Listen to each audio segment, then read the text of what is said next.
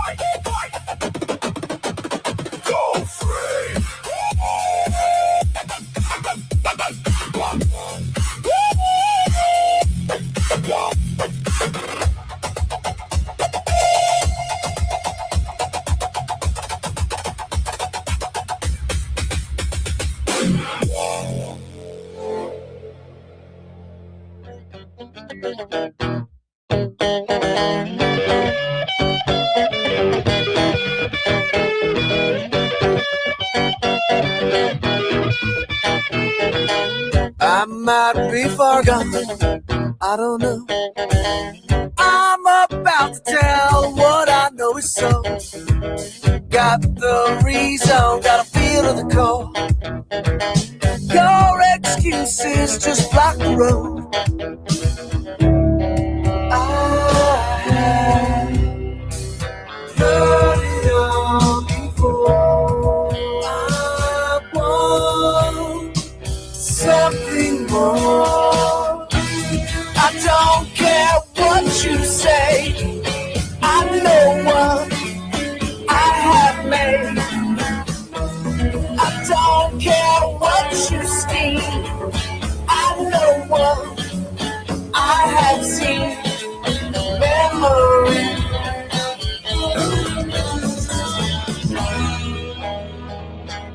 I'll be alright. I'll be home tonight. Seems I'm always gone. Pray no. Seeing with eyes closed is what's so. I have heard it all before. I want something more. I don't care what you say, I know what I have made. I don't care what you scheme, I know what I have dreamed. Memory to be.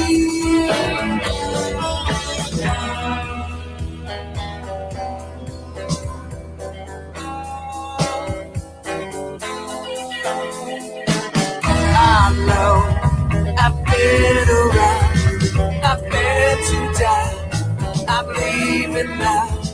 I've been around, I'll be around, I see it now, I'll be around, I'll be around. I see the sign, I'll leave it all the same. I don't care what you say, I know what I have made. I don't care what you scheme, I know what I have dreamed.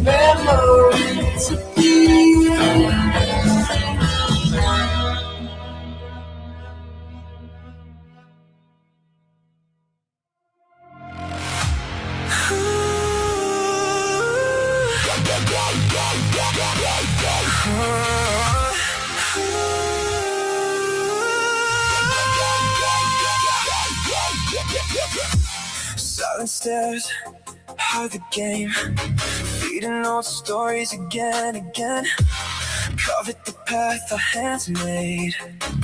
Jealous hearts wanna end. Pressurizing egg is thick. Envy like we see the trick. No more what they impose. Time to take back what we know. Anti-whites want us gone. Driven by jealousy. They hate to see white positivity. They hate to see white positivity.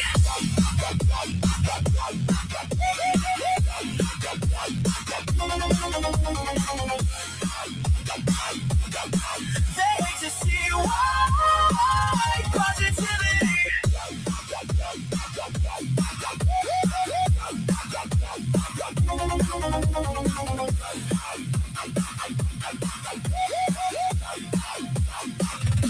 Screens full of noise, rewrite the past. Painting pictures to make it last. Roots run deep, foundations tall. We hold tomorrow, hear the call. They're each pulling every string. Want the end of everything. Jealous of power we own. Ton of burdens never shown. Anti-whites want us gone. Driven by jealousy. They hate to see white positivity. They hate to see white positivity.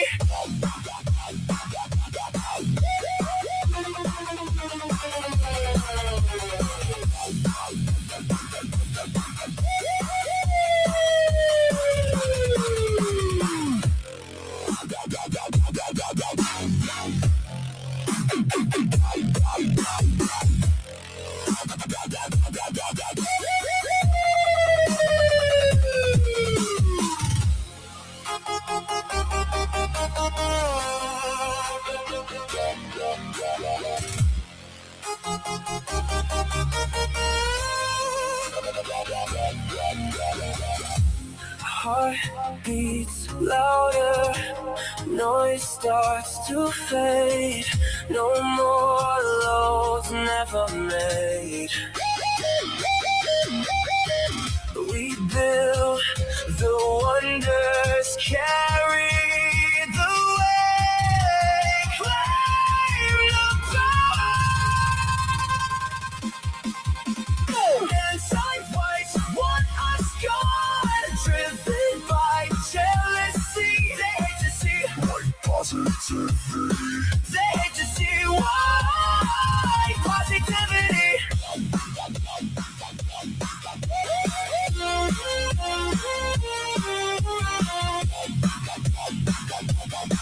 They hate to see white positivity.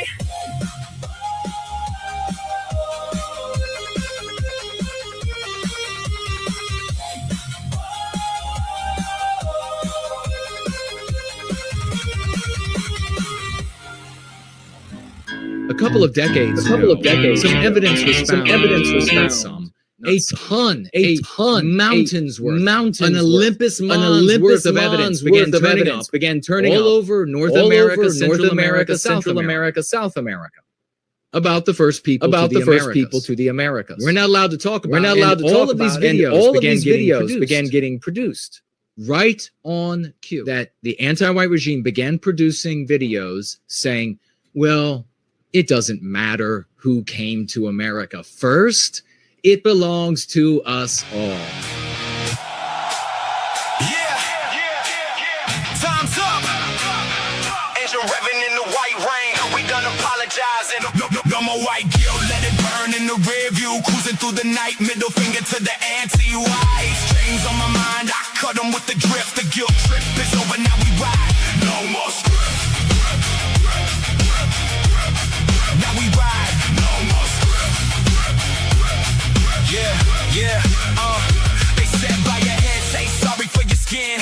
100 years a shame for a war you never been in. I ain't carrying ghosts that ain't mine to hold. Blood on the pavement, look who wrote the code. Ancestors fought and bled, built the damn road. Now they want the keys and my soul in repo. Now I'm flowing in, white love in my veins, white guilt to the cemetery. Put a shovel to the grave, white guilt, let it burn in the rear view. Cruising through the night, middle finger to the Antiwhite. Chains on my mind, I cut them with the drift. The guilt trip is over, now we ride. No more script. They scream privilege while they cashing checks. I just drift past them silhouette. No reparations for a crime I never did. White love in my chest, history's lit. The Southern generals led from the front. No leading from behind. He's with his men. Just go free and white love. You want to know what it means to be a man? General Stonewall Jackson.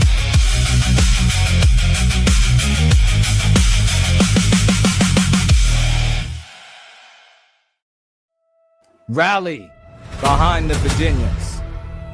There stands Jackson like a stone wall.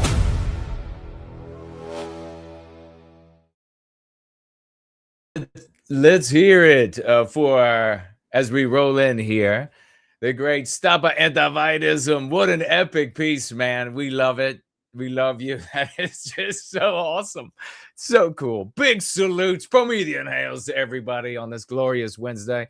Those who have come by, you're the best. And thank you for coming by in service to White Wellbeing. Let me know that you could hear me. Hail to the South. Yes, Promethean hails to the Southland.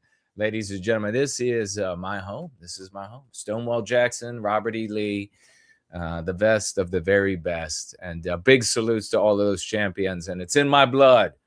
The great spirit of the West, and that's why we fight. Great to see those who have stopped by today. Land of the Fake is first over here on Premium Rumble. Ancestral Wolf, God bless you, man. Good to see you. Big God bless to Freethinker NWG and Ancestral Wolf for reposting, and I can see it. A big thank you to everybody who reposts on X. Thank you so much. Can hear you. Thank you, Justin. McDaniel. Good to see you. Hyperborean Dream. Rapunzel. Eagle Heart. Celine. Juliet. Let everybody know that we're live and alive and we're taking back the world, and we're going to talk about some interesting things. In fact, why don't we go ahead and get right into it, and we'll see what's going on, shall we? Well, here we have a Rhode Island, and we can thank Tree Godfather for some of these. Rhode Island Department of Human Services supervisor has admitted using her government job to steal food benefits from the state's most vulnerable residents, including children, homeless people, even inmates. Baptiste probably, Nadine Batiste, 59, of Warwick, pleaded guilty. So she was stealing the SNAP benefits. You know, we have different biospirits. Our norms have been white erased. Everybody behaved so well when we behaved much more like a people and enforced our norms, didn't they?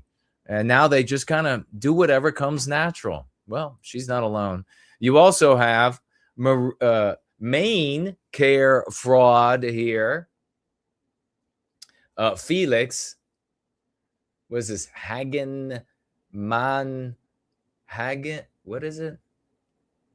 Hagen Amana, a Rwanda immigrant, allegedly, processed 1,500 asylum claims with the help of AI, of course, the white man's tech, while he was running a fraudulent autism business. This is really actually quite prominent, the fraudulent autism businesses where they are stealing the hell out of the white man's productivity. Exploited disabled Mainers.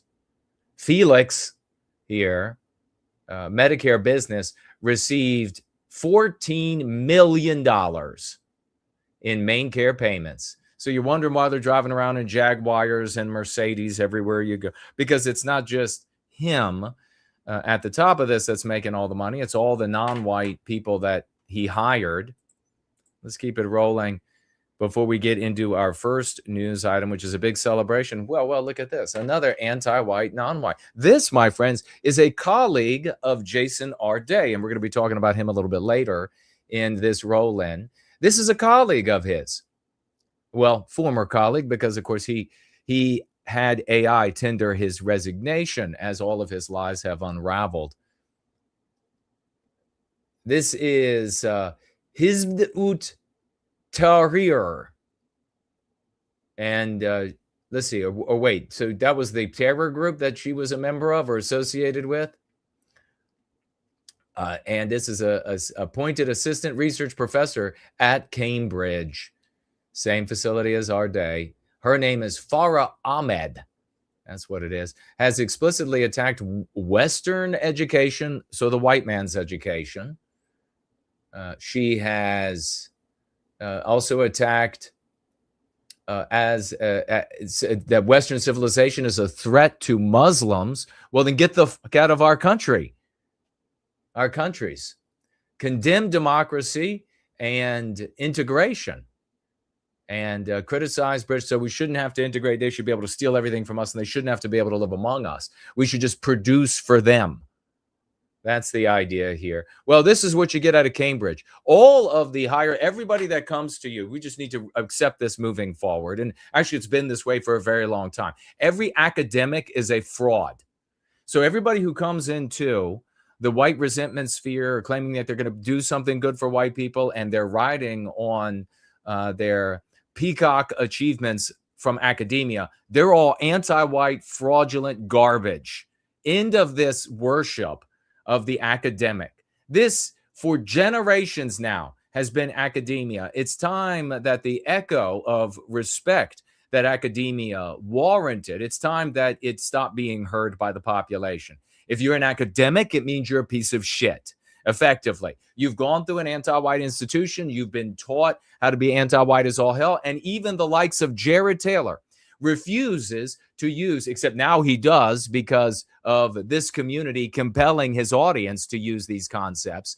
But for years and years and years, refused and still blocks me speaking and sharing the lexicon and the work that we do here and all the successes we have, because the anti-white academics don't use these words. Well, they don't yet, but they will.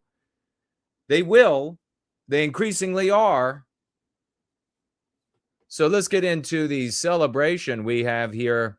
Anna Paulina Luna, apparently, I knew very little about her. I think she's a congresswoman from Florida.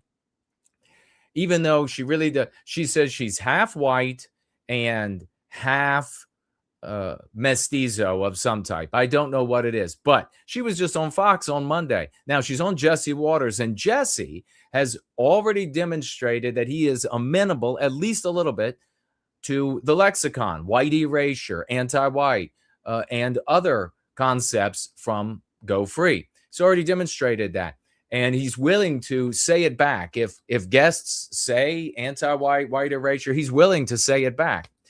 He has a stand-in here. I think it's maybe Kayleigh McEnany or something. And she's just a dumb white woman. That's all she is. She's a dumb anti-white white woman. And she's sitting there as Anna Paulina Luna talks about how the Democrats are anti-white. This is the praxis. This is a consequence of the work that we are doing and have done and will continue to do, good Lord willing, and we will crush everyone who gets in our way. Trust me on that. We will crush everybody who gets in our way.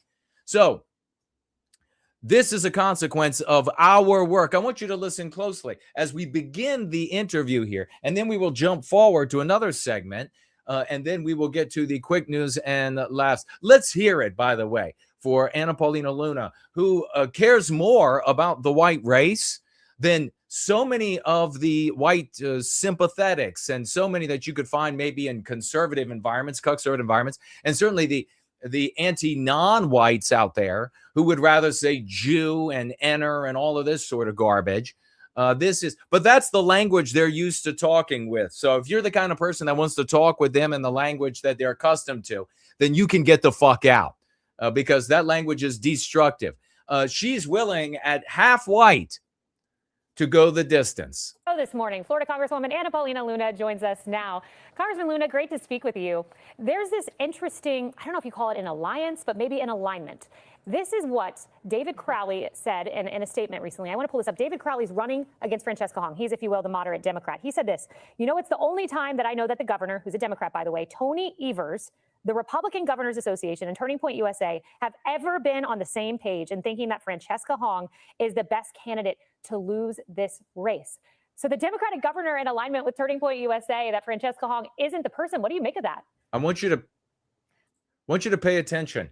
The conservatives want to frame what's happening in America in abstractions, in these ideologies that they're accustomed to blaming, like communism, socialism. It's all about the dollars and cents. And that's what Kaylee is trying to do here. But this Anna Paulina Luna is like, this is all about race. And of course, she's going to, because she's in a transitional phase, thanks to me and this community, she still says racism at first, but she ends up saying anti-white and anti-white rhetoric. She tells this airheaded, conservative bitch that this is about race. You can hear it out of Kaylee's mouth as you watch the full interview, which we're not going to do. But for a segment, she's trying to get Anna Paulina Luna to condemn the anti-Semitism. But Anna Luna ends up saying it's the anti-whites. Look, I think that this is common sense, but I want to be really clear for people tuning in. The Democrat Party has indeed been hijacked by these radical leftists. And just to put it in perspective, Kaylee, the candidates that they're nominating, for example, in New Jersey, testified in the case of a 9/11 in favor of the guy that was tied to the 9/11 attacks. You have candidates that they're nominating in San Francisco that lowered penalties for people that committed crimes against children. And then you have candidates in New York City that are getting the Democrat nominee that literally are anti-white and using anti-white rhetoric. So in my opinion, they are still. Look at this. Look at this dumb bitch right here. The actual fully white person. The person who has two white parents is like, oh, I don't know. I feel completely immoral about this. Luna, on the other hand, is like, I got one white parent. I'm not going to hate a whole side of my family. I'm going to call out the anti-whiteism. You're welcome, white race. You're welcome, traitors in our midst. You're welcome. Because it's the work that we have done here over decades that has enabled this to happen. You know what's not happening? Anna Paulina Luna is not saying it's the Jews, despite going all the way back, despite the thousands of imbeciles out there that are anti-Jew. You know what she's not saying? It's the blacks, despite the thousands of imbeciles out there for generation upon generation upon generation saying it's the blacks. So you look in the tiny amount of time span here. Look at this tiny amount of time span. We have 1 decade of us having a community, which was really a proto-community at the beginning of the decade. Before that, it was a guy on planet Earth. It was a fucking guy on planet Earth. Was the guy pushing the lexicon, changing the world. Now, in just 10 years, we have done more than over generations now, hundreds of thousands of complainers, of anti-Jew, anti-black, anti-non-white complainers. We've done infinitely more. So I want that to rattle around in your noodle. If you're contemplating, like, is this working? Is this not working? You dim-witted shits. Are you even able to do arithmetic? And one particular dim-witted shit I'm thinking about right now. Are you able to do addition? Are you able to do multiplication? Dipshit.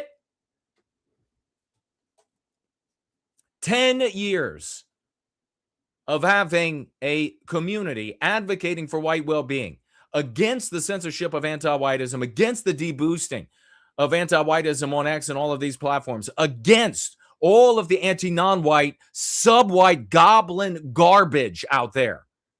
Send him another, another guy I'm thinking about, send him another 5,000, another 1,000, another 10,000, so that he can pay all his legal bills. And when you get in early enough, you'll be able to be rich at some point at the end of the road, even though now he's saying it was never about building white communities. It was just about getting whites to work together.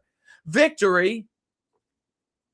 Still running on racism. They hate this country. That is the entire crux of their platform. And that's exactly why in the midterms, don't sit it out. You have a choice. Do you want the Republican Party? Okay, she just got done saying, this half-white woman just got done saying the entire crux of their platform is anti-whiteism, anti-white rhetoric. So Kaylee here wants it to be about socialism because she's a conservative, vacuous-headed moron. So she wants it to be about socialism. And if anything is going to be discussed about people groups, she would like it to tend toward anti-Semitism. Luna says absolutely not. So let's jump forward. This would not have happened without me and this community, without me and you. This would not have happened. So if there's any doubt in your head, you need to not let the door hit you on the ass on the way out. That's what you need to have happen ASAP. So let's move forward to the next spot where... Look, some of these statements made by these individuals that they're going to have to answer for, and it's interesting because I'm already hearing Democrats that are more moderate in the chamber saying when they get here, we're going to ask, maybe based on some of their postings, et cetera, for them not to have committee assignments. I want to be really clear about something. The entire platform of the DSA has been, to be clear, racist. You are seeing them put out literally anti-white rhetoric. They are aligning with podcasters that are saying that they want to. So just before, and we're going to hear what she has to say next. Just before this, in the span that I jumped because we don't have time for it, Kaylee is trying to get her to talk about it being the DSA being socialistic. That's the difference. Who cares if they're victimizing white people by name? Or what about their stance on Palestine? So she wanted Luna, this vacuous-headed, dumb white bitch, anti-white white bitch, wanted Luna to say, it's about dollars and economic structures and about being anti-Jew. Luna came back with, I want to be clear. The entire crux of the DSA, Democrat Socialists of America, is anti-white rhetoric. She's, as we have seen before, she's in the phase of it being one more step. She's got to go through saying racism and be done with it. But after that, it's going to be the rest of the lexicon that will work for her in her conversations. To eliminate the white race. Look, Haley, I'm half white, I'm half Hispanic. I'm not going to hate my cyst. You are seeing them put out literally anti-white rhetoric. They are aligning with podcasters that are saying that they want to eliminate the white race. Look, Haley, I'm half white, I'm half Hispanic. I'm not going to hate my white side. And if you are blaming any race, not just white people, but any race for your failures in life, and that's not some brilliant perspective or ideology, that makes you ignorant and not smart. I just got, and then of course, Kaylee, she doesn't want to engage about, Luna just said, an elected official just said, the DSA is all about 100% about eliminating the white race. I guarantee you this airheaded, conservative twat would be gushing with interest if Luna had said it's all about eliminating Jews or it's all about eliminating capitalism. Then this cuck would have been gushing with questions and interest for Luna. But Luna said, no, it's all about eliminating the white race. We got to give some big salutes. This courage, this people feeling emboldened to speak up like Luna right here is a consequence of reading words like anti-white, anti-whiteism, white erasure, white labeling, on and on, seeing that all over the internet because of the work that we do here. That's what emboldens people like Luna to finally stride just tentatively into, I can speak out against the victimization of the white race, because when I look online, I see tons of white people talking about white people and our victimization. She would never conclude, you morons out there, that she can speak up for the white race if she looks and sees that there are white people out there that are anti-Jew. She'll never conclude that she can stand up for the white race if she looks out into the world and sees that there are white people who are anti-black. She will never come to that conclusion. Luna just dropped an atomic bomb that I will tell you this half Hispanic, I guess in the half Hispanic part is non-white. This half Hispanic, half white woman, Anna Paulina Luna, just did more good in this interview for the white race than Henry Ford and all of the anti-Jew filth that he peddled. Why is it filth? Not because it hurt Jews. It didn't do anything to them, idiots, but because it hurt us, because we couldn't become a people, because he was in a position to create a people out of our deracinated race. And instead, he listened to idiots around him. Let's get to the quick news and laughs, ladies and gentlemen. What a victory. Celebrate Anna Paulina Luna.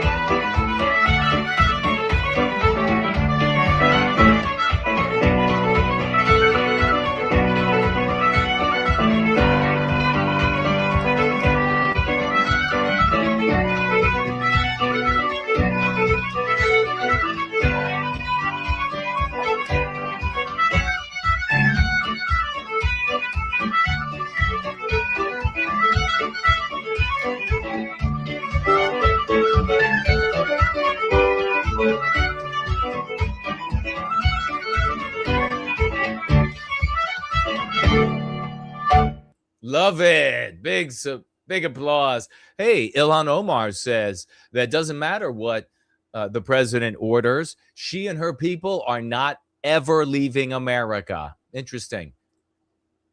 Here we have down at yet another theme park, another Muslim day at the theme park. This one in North Carolina. We've seen them now in Texas, North Carolina, and somewhere else. And back up to Minneapolis, Minnesota, here are what the police are now telling you to do, just like the anti-whites in Canada. Don't walk alone. Only carry items you need. Be prepared to give up your cell phone, purse, or wallet. Don't fight with a criminal. Be prepared to describe suspects. So that is, thank you, anti-whiteism, white erasing our norms. Thank you, anti-white, especially anti-white white females, for wanting to embrace and coddle every featherless biped from around the planet. And now we live in an environment where we have to say, well, whatever you do, don't go outside alone. No, this is Western civilization. I guess maybe the first step we're going to have to take to taking back Western civilization so that we can assert our norms is putting duct tape over the mouths of our women. Maybe that's the first thing we've got to do. And maybe we've got to go back to the witch burnings for those who can't understand what needs to be done to secure an environment that is Western, where you don't have to advertise recommendations like carry only items you need because they're going to be stolen from you. Be prepared to give it all over to the criminals. And whatever you do, don't fight back. In Virginia, we have here 6,531 more non-citizens were found on the voter rolls. And Virginia, the government now, run by anti-whites, said, okay, we'll take the non-citizens off, but only after the upcoming election. Fascinating how anti-whites operate. This guy says, hey, bitch, can you drive me home? I'm drunk. He then responds to himself, no, dude, I'm drunk too. Where are you? And then his friend writes back, did you just answer yourself? And then the original guy says, and who might you be? I may have been in that kind of condition a time or two. Actual Michigan Democrat Senate nominee. Of course, this is Abdul El Sayed. We can't play the music. It's a song that... So there is, this is how Islam arrives on your doorstep, ladies. With a clown like this, just want to dance with you, whatever. And then here he is. He's doing his little dance. Look at him right here. I mean, he looks like he should be selling you a knockoff Rolex. That's his equivalent. That's what he's worthy of. It starts like this. Hey, I want to dance with you, baby. Little goofy. He's so neat. And then it ends with loudspeakers at 5 a.m. saying, ah, blah, blah, blah, blah, blah, blah. Oh, this is one. This is hilarious. This goose. This is the $6 million goose. If you remember the $6 million man. Watch this.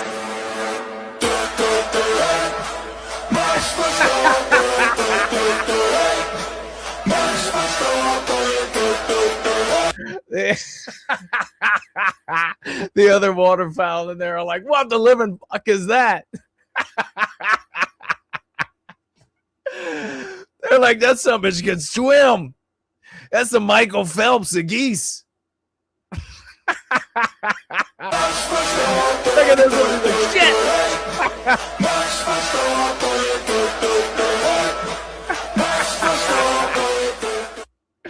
Oh my God.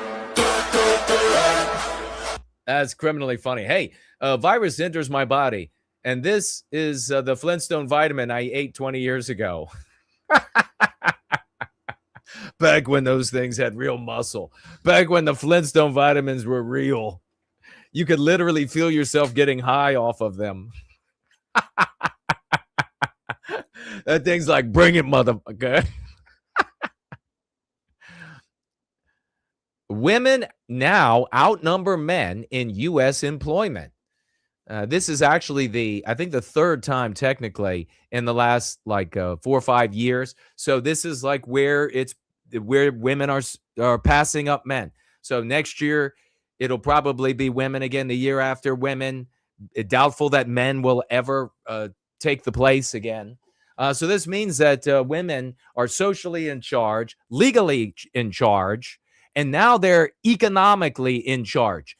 And we're talking about women today and their infantilization of the world, of threats, of framing the world as the helpless and nurturer, and how detrimental that is, and how that is a strength when it is controlled and vectored as nature intended it.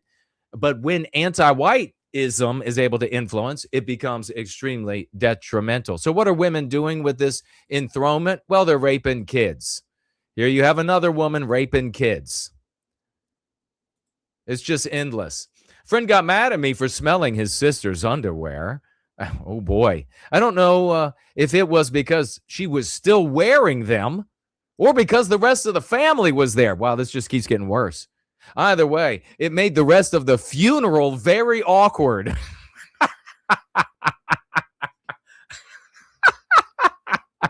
Yeah, I would say that made the funeral awkward. Oh boy, look at this. This is another one that only a society that is gynocentric in its anti-whiteism could do. The nanny who decapitated a little girl that she was in charge of, then carried her severed head through the streets, screaming, Allahu Akbar, will be free. Just after 5 years in a psychiatric ward, after the doctors have claimed that they have cured her.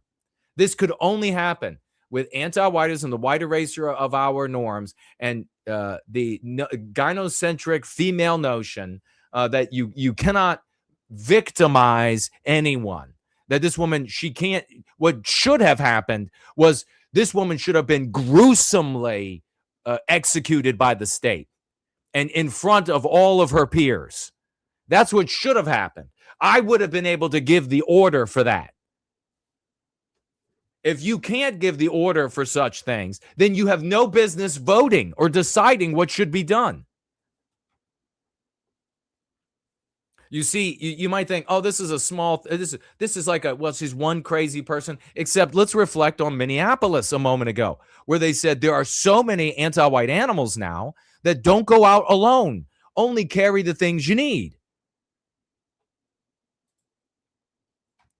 Just bought him, this woman is posting, just bought a guy some food, had sex with him, and then sent him home in an Uber. Let's see how you men like it. This guy responded, are you free on Saturday? Yes. Yes. Are you free? Boy, women just have absolutely no idea what's going on, do they? Let's see if they like it. Buy me some food, have sex with me, and then send me home in an Uber. Let's see how you like it. Yes. All right. This woman texting her friend, do you feel like doing something? I don't think so, Patty, honey. It's too friggin' hot outside. What did you have in mind? Well, my ex-husband is away with his new girlfriend, so I was going to go over there to his place, shut off the AC, and leave a dead possum on the couch. She writes back, let me just change. That sounds like fun.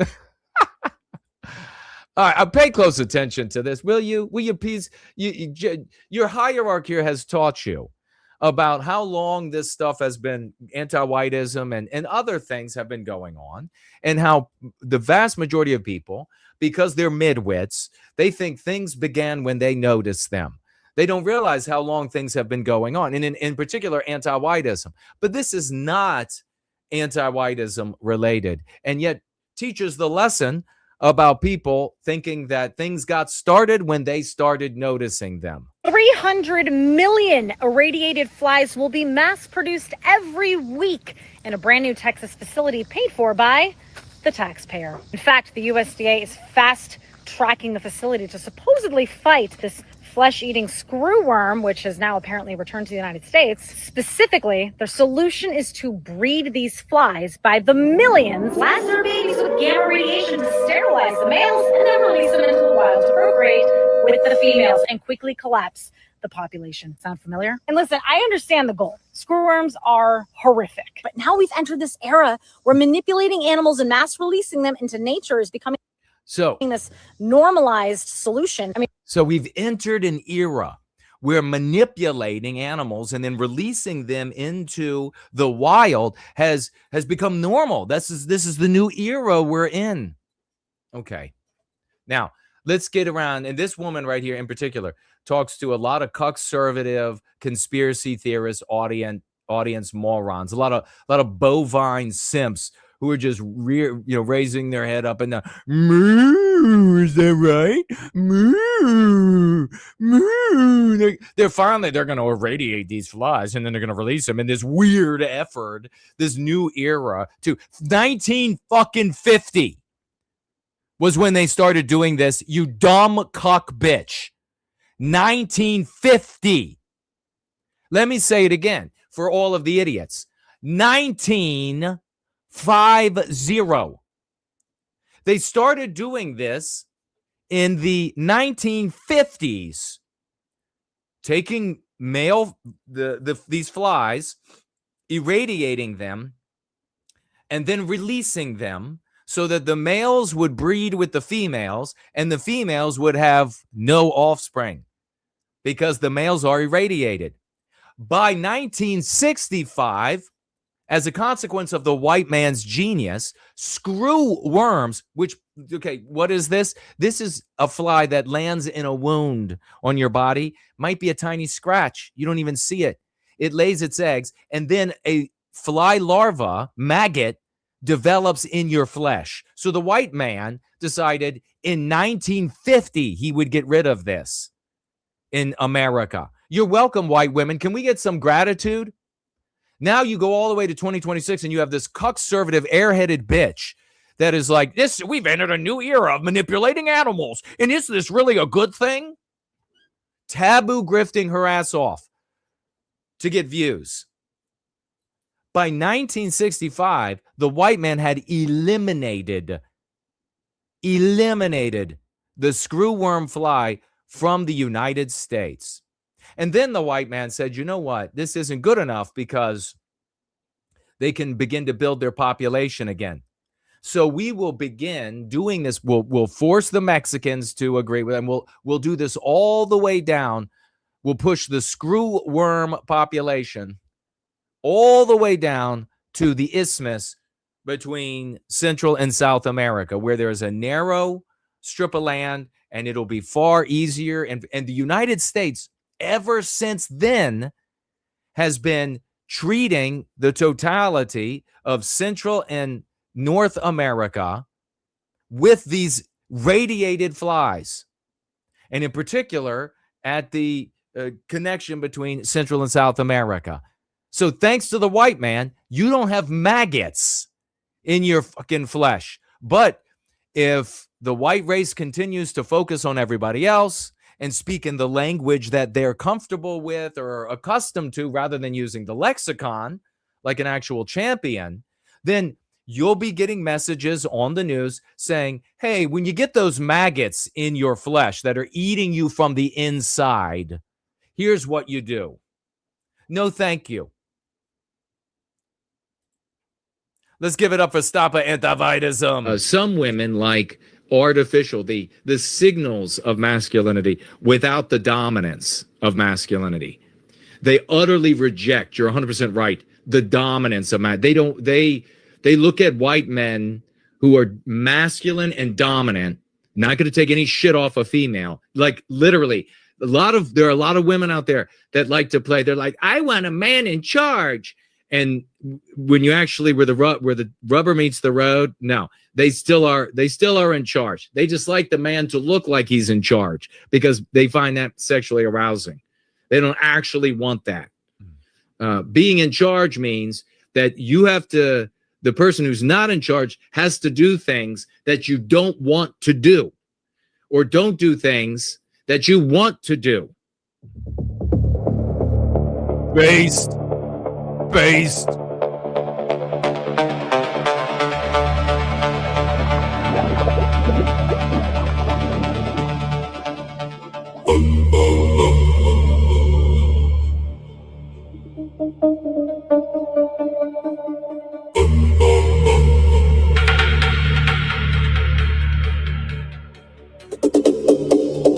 Epic.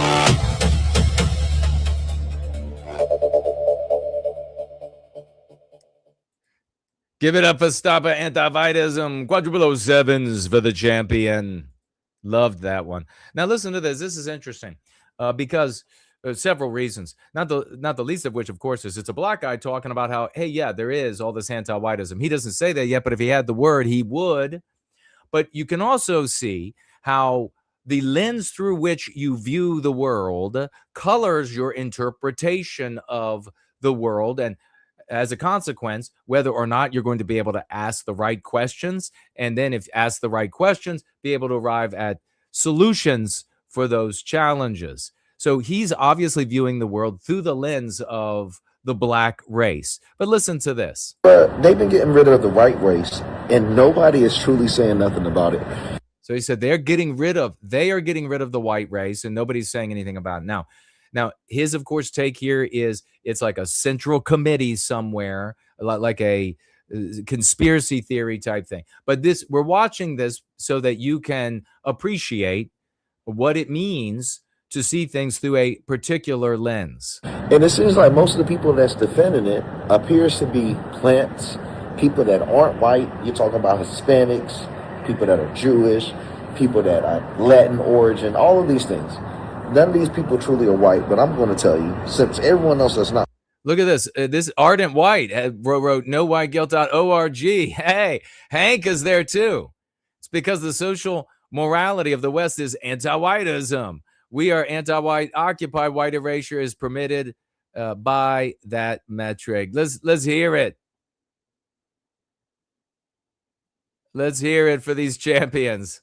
White speaking on the white replacement. Let me speak on something real quick. It's happening. It's truly happening. And it's not just a replacement. They're being dumbed down, made to submit, so they would be easier to control. So you see how this is from a black perspective, and it is in the frame of a ruling elite that is manipulating the population. You know what inevitably comes next, of course. I don't know if he says or not, but the races are being pitted against each other by this ruling. They would refer to them as elite. They're better than us. They've got more money than us. They're smarter than us. That's what elite is, and etc.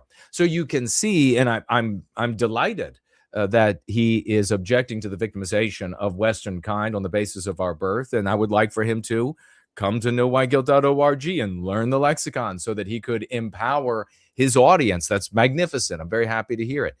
But at the same time, you can see if there is an idiot in your ear saying that we should speak to and with this guy in the language that he's already familiar, how instead of us being able to collectively move toward an arresting of the victimization of Western kind on the basis of our birth, we continue in this squalor of anti-whiteism where no solution can be found because the correct understanding of the world isn't being discussed. If you can't call things by their proper names, you can't arrive at conclusions about what's happening that then engender deductions about action items that can remedy the problem. How do we know this? You see it happen to the black race first. They create the welfare state where blacks stop depending on their women, the wives and the mothers, and then they create the single parent households. Okay, so you see how he says there, they, this elite, did it to the black race first. What we know actually happened is that collateral damage of the efforts to injure, victimize the white race have also harmed black people. They didn't do it to black people first.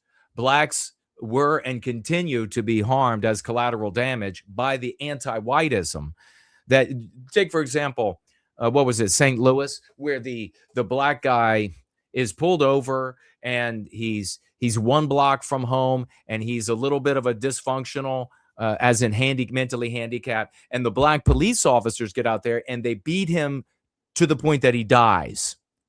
Well, why did he get harmed? Was he harmed because he was black and that was the basis? No, he's harmed because the white race and our norms have been targeted. Our norms for how criminals are handled and how a traffic stop is supposed to proceed and an investigation and law and etc. That's been all white erased. That police department is entirely non-white now. Our norms every 6 months are increasingly white erased. That's how the black race was victimized in that case. You're seeing right now the white race has the lowest numbers of nuclear family that you ever seen. Majority of the porn stars are white. The ones that's running the porn industry are the white women.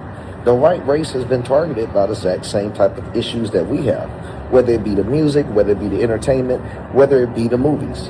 They've been targeted. They've been made to submit. You see, they do it with our race first. Saying again, they do it to our race first. So I don't blame him for seeing the world through a black lens, if you will.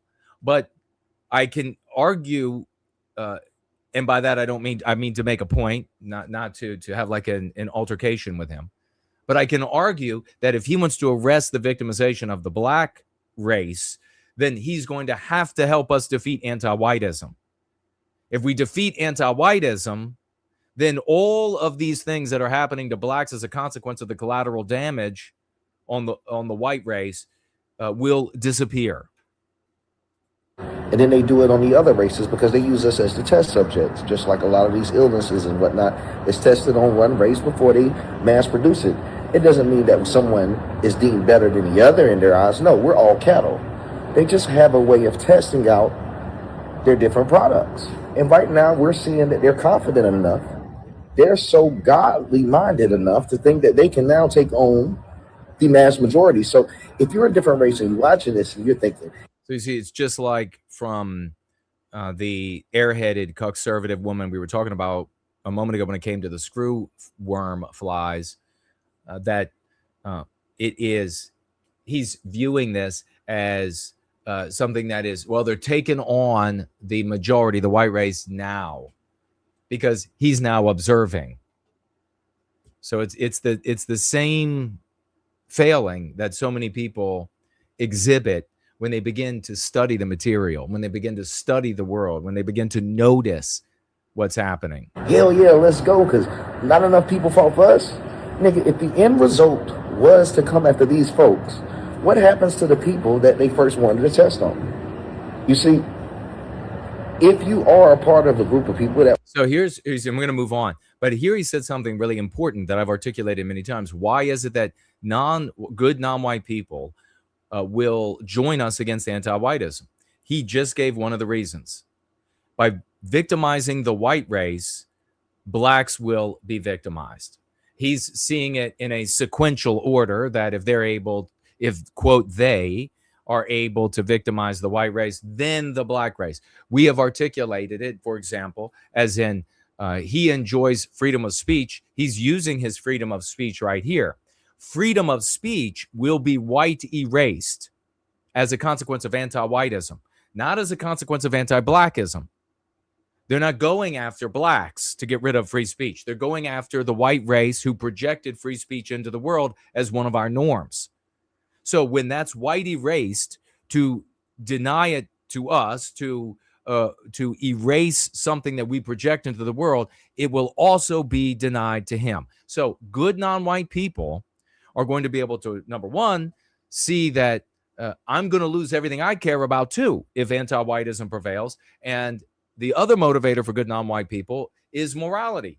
They'll be able to look and say, this is completely immoral to do this to these people on the basis they build a country, they build neighborhoods, and then because of that, because they're white, because of their birth, they need to be victimized. That's totally immoral. And we have had non-white people, good non-white people from various non-white backgrounds who have come to us for those two reasons. It's immoral, and eventually, and additionally, rather, I guess I should say, it's going to be my non-white people. Let's continue. Another way to identify this, I think it says low IQ, but this is just people who are not high IQ. Now, it doesn't mean that high IQ makes you right, for the love of God. Look at how many high IQ people are wrong, but you really can't have a conversation with the uber midwit, and even worse with the midwit, and forget about the midget wit. The fastest way to spot someone with a low IQ is to argue one nuanced point with them and watch them instantly switch the entire argument to a completely different, simpler, more familiar category. This is day 9 of the psychology of masses. Psychologists call the underlying skill integrative complexity, the ability to hold several distinct dimensions of an argument in your head at once without collapsing them into one. Danger and morality, legality and fairness, intent and outcome. These are all separate scales. A high-capacity brain can argue on one scale while keeping the others parked in the background. Now, you remember I've talked about this before, that intelligence is working memory and the ability to take all of those disparate pieces and put them together. Intelligence is not education. Intelligence is not a good memory or a great memory. There are a lot of people out there that have good or great memories that have low intelligence. They can remember a shit ton of stuff, but they can't invent, they can't put together, they can't see the connections, none of that. This is what it is. It's working memory. It's the desktop. It's the RAM. It's how many things you can hold in your mind at one time, and from how many angles can you view those things, and holding them in this three-dimensional space in your mind and move around them with your thinking. That's intelligence. What they're talking about here is exactly right. That you'll see in people that are not intelligent enough to think at X level, whatever that is, for the given conversation and the interlocutors in the conversation. You'll see them become flummoxed as too many points appear on the desktop. So what do? They have to sweep off points that are under discussion. He's saying it, the way they're articulating it here is that they reduce it to one or two things. No, they literally have to remove everything that they cannot simultaneously hold and consider in their brain. That is IQ. A low-capacity brain can't hold that separation. So the moment the current scale stops working in their favor, the argument just quietly slides onto whatever category still feels winnable. At scale, this is exactly how media narratives survive being All right, let's keep moving. This is really interesting. So this guy came across a post and he's sharing it here. And it's funny because this goes back over 20 years. And in the arguments it was regularly brought up about the differences in the people groups of man. They would ask you, or you would pose to instructed essentially to pose the question to your audience. Is a French poodle born in America still a French poodle? Or is it now an American poodle? And of course, the audience would say, well, it's still a French poodle. Well, what is it about a French poodle that makes it a French poodle? It's biospirit, what we would say. In this scenario, they use a different breed, but it's the same argument. I don't know. Is this dog British? No, this dog is not British. It's a classic German Shepherd. But if it was born in Britain, does it change anything? No, it doesn't change the breed. Even if the dog was born in Britain, it is still a German Shepherd. I think this has nothing to do with dogs, actually. Yeah, so it was a great little tool way back in the day to really corner a person when they were saying. But the problem, of course, is that anti-whites, they slide out from behind and they'll say, or they would say, and they will continue to say, it's different with human beings. Those are dogs. And it doesn't matter if you say there is no difference. It's still, they will still be able to win that conversation. So it's a powerful little tool for us. It's certainly a powerful tool for teaching our young white children about the different biospirits of man on planet Earth. You don't make a Jew an American just because he's born here, because an American is the product of the biospirit of the white race. A German is the product of the biospirit of the white race. As human beings, we've created a fiction called citizenship. And so we can confer citizenship, American citizenship or German citizenship, on a Jew or on an Arab or whatever. We can confer that, but they can't be those things fundamentally. So it's a useful tool for teaching children, but it's not a useful tool for argumentation. You might use it knowing that you have the whole repertoire of the lexicon to wield against the anti-white, but you're not drawing a distinction of better or worse. That's not what we do here. That's what everyone else in the anti-non-white world does. Oh, this is a great update. You remember this anti-white pig right here? Said she hoped Caroline Levitt was torn when she gave birth in the most horrific way, and she worked in a labor and delivery department. Remember this labor and delivery nurse, Miss Lexi? Well, what if I told you I have an update? 3 sentences. 3 sentences is all it took, and I lost my career. Well, let's see what... Lost her job thanks to the Trump administration and the white positive resilience and reactivity of the white population. This anti-white pig made that statement, and white people indubitably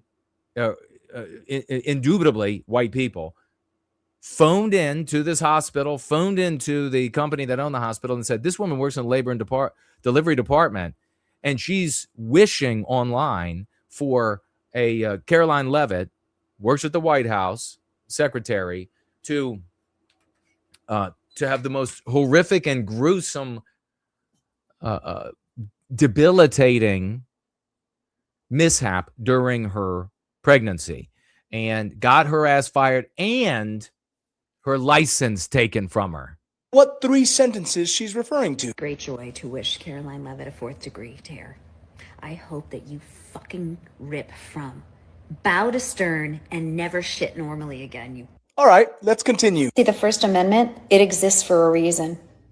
So this is the exact same argument you hear from the sub-white goblins that are anti-non-white when they want to say N-er and they want to say K and they want to say these things. It's First Amendment. That's the exact same argument that this anti-white pig, and I think she's Jewish too. So this anti-white Jewish woman here is the exact same argument that the anti-non-white clowns make.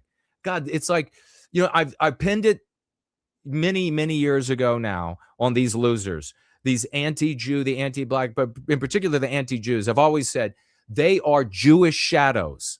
That's all they are. They follow Jews around everywhere they go. They have no substance, as a shadow has no substance. It has no people, as a shadow has no people. They haunt a real being and a real people group.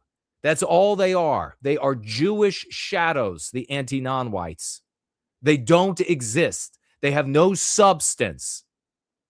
And much like a lot of our, when it comes to a lot of our terminology, when we're talking about demonic things, useless things, detrimental things, we always refer to them as dark or black. And it just so happens that the shadows are also dark or black.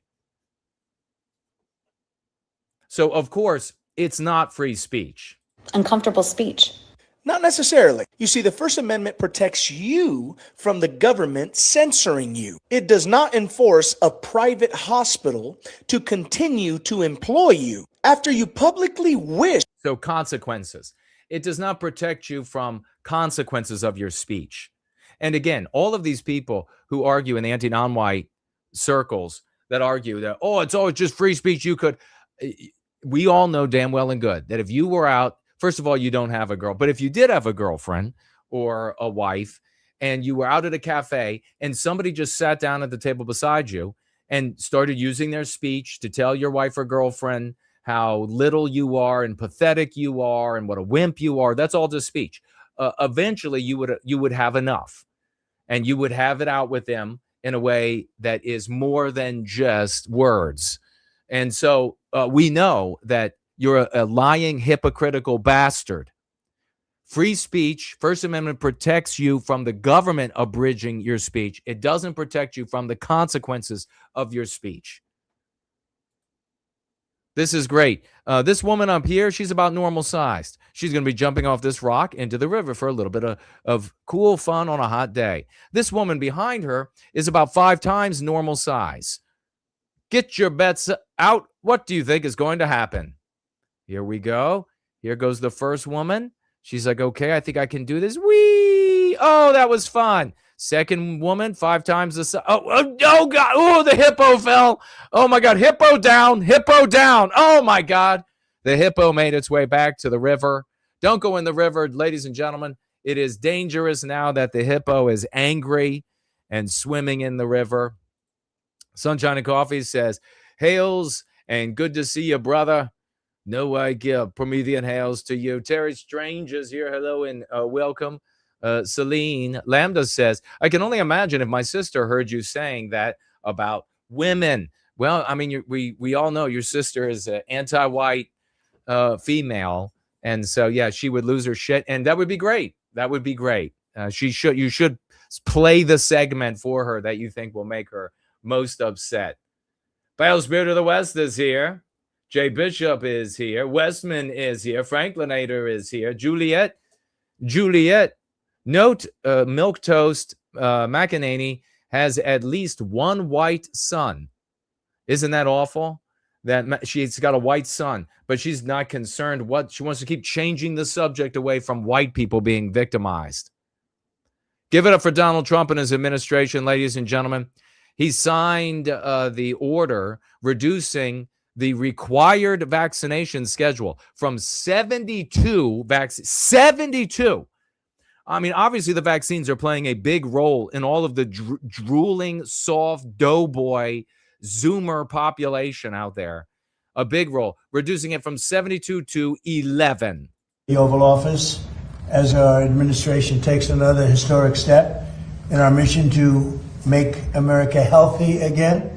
Today, we're proud to officially announce the United States of America's gold standard childhood vaccination recommendations, and that has to do with many subjects, but including autism in particular. Yeah, I mean, including doughboy, dickless, male Zoomer-ism, including that, because that's everywhere. Unbelievable. I saw just a couple of days ago, a great example. A maybe 16, 17-year-old, maybe 18. Well, yeah, probably 17 or 18. Let's say that. Going by on a little motorized bicycle thing. Muscleless, round-faced, puffy-cheeked, dickless little boy, now legal man.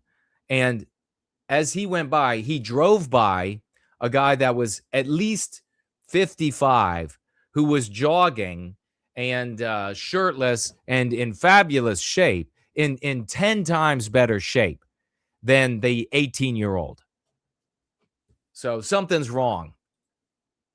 How about this? While Donald Trump is saving our children from all of these vaccines, here is what females and their demonic spirit are celebrating. The Dem governor signs Massachusetts bill that allows abortions up to birth.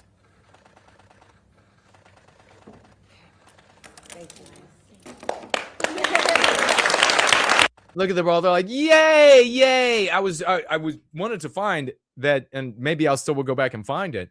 There's a collection of surveys, a meta study done on a collection of surveys of what men want, young men and young women. I think it's 30 and under, something like this.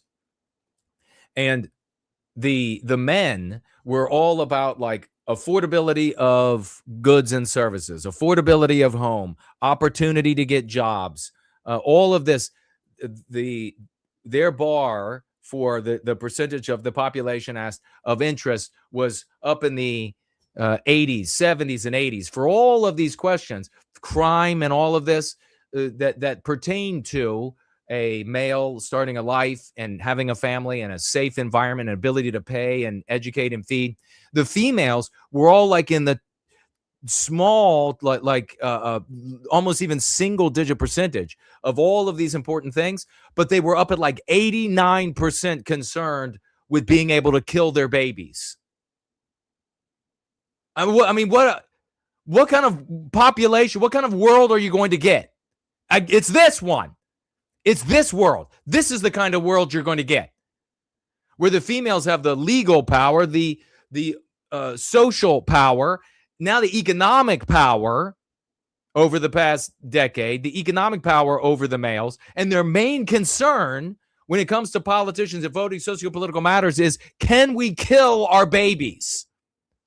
Not crime, not affordability, not housing costs, not availability of jobs. Can we kill the babies? I mean, for fuck's sake. People walk around, they're like, what's going on? What could be done? I wonder. It's going to take some type of alien species to come down here and explain it for us. Now take a look at this. This is what the white race used to be able to do, ladies and gentlemen. This is the Abbey Library of St. Gallen in Switzerland. Take a look at this. Something the white race, look at the doors, first of all. Look at the doors on this. This is what the white race used to do when men were in charge. Open up the door, can you?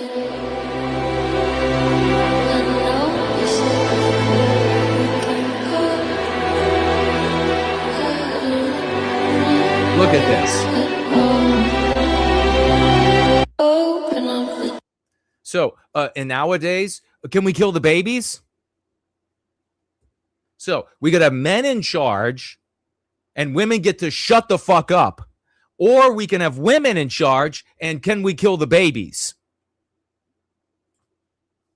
Jesus. Westman is here. Don't forget about the scientist. I don't know which one, what you're talking about, but yeah. All right, now you can thank the Trump administration for this, ladies and gentlemen. Every time they tell you that Trump is a traitor and evil and orange man bad and everything because he does anything for Jews who gave him over $200 million, you can thank Trump and the Trump administration for Colombia having the money, the resources, the intelligence from the United States, and therefore the willpower, the being forced by the United States to wage war on the drug cartels so the drugs can't reach the United States. And by the way, these non-state entities have trillions of dollars. How wealthy do you want to make drug empires? How powerful do you want them? They can take over states. They can take over whole countries with their wealth, their tech, their armies, etc. But Trump is bad because he does anything for Jews. Well, you can thank Trump for the cartels being treated like this.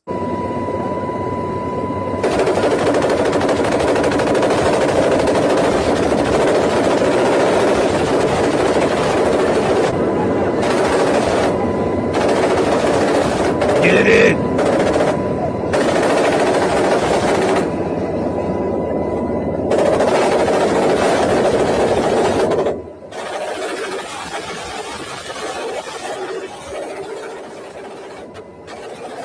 He is eating with that M60. Get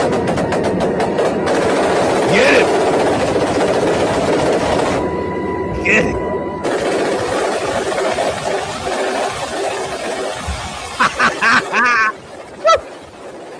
I love it. Oh man, all they need to do is get out, have a boombox in that chopper blasting some 80s rock. Kill every one of them. I love it. I hope a bullet hit every one of them. Take a look at take a look at this, ladies. Sequoias. This is a human being.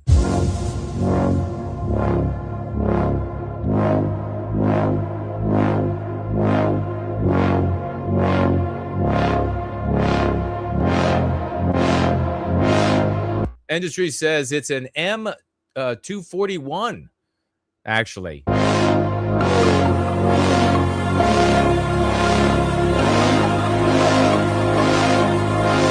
at that.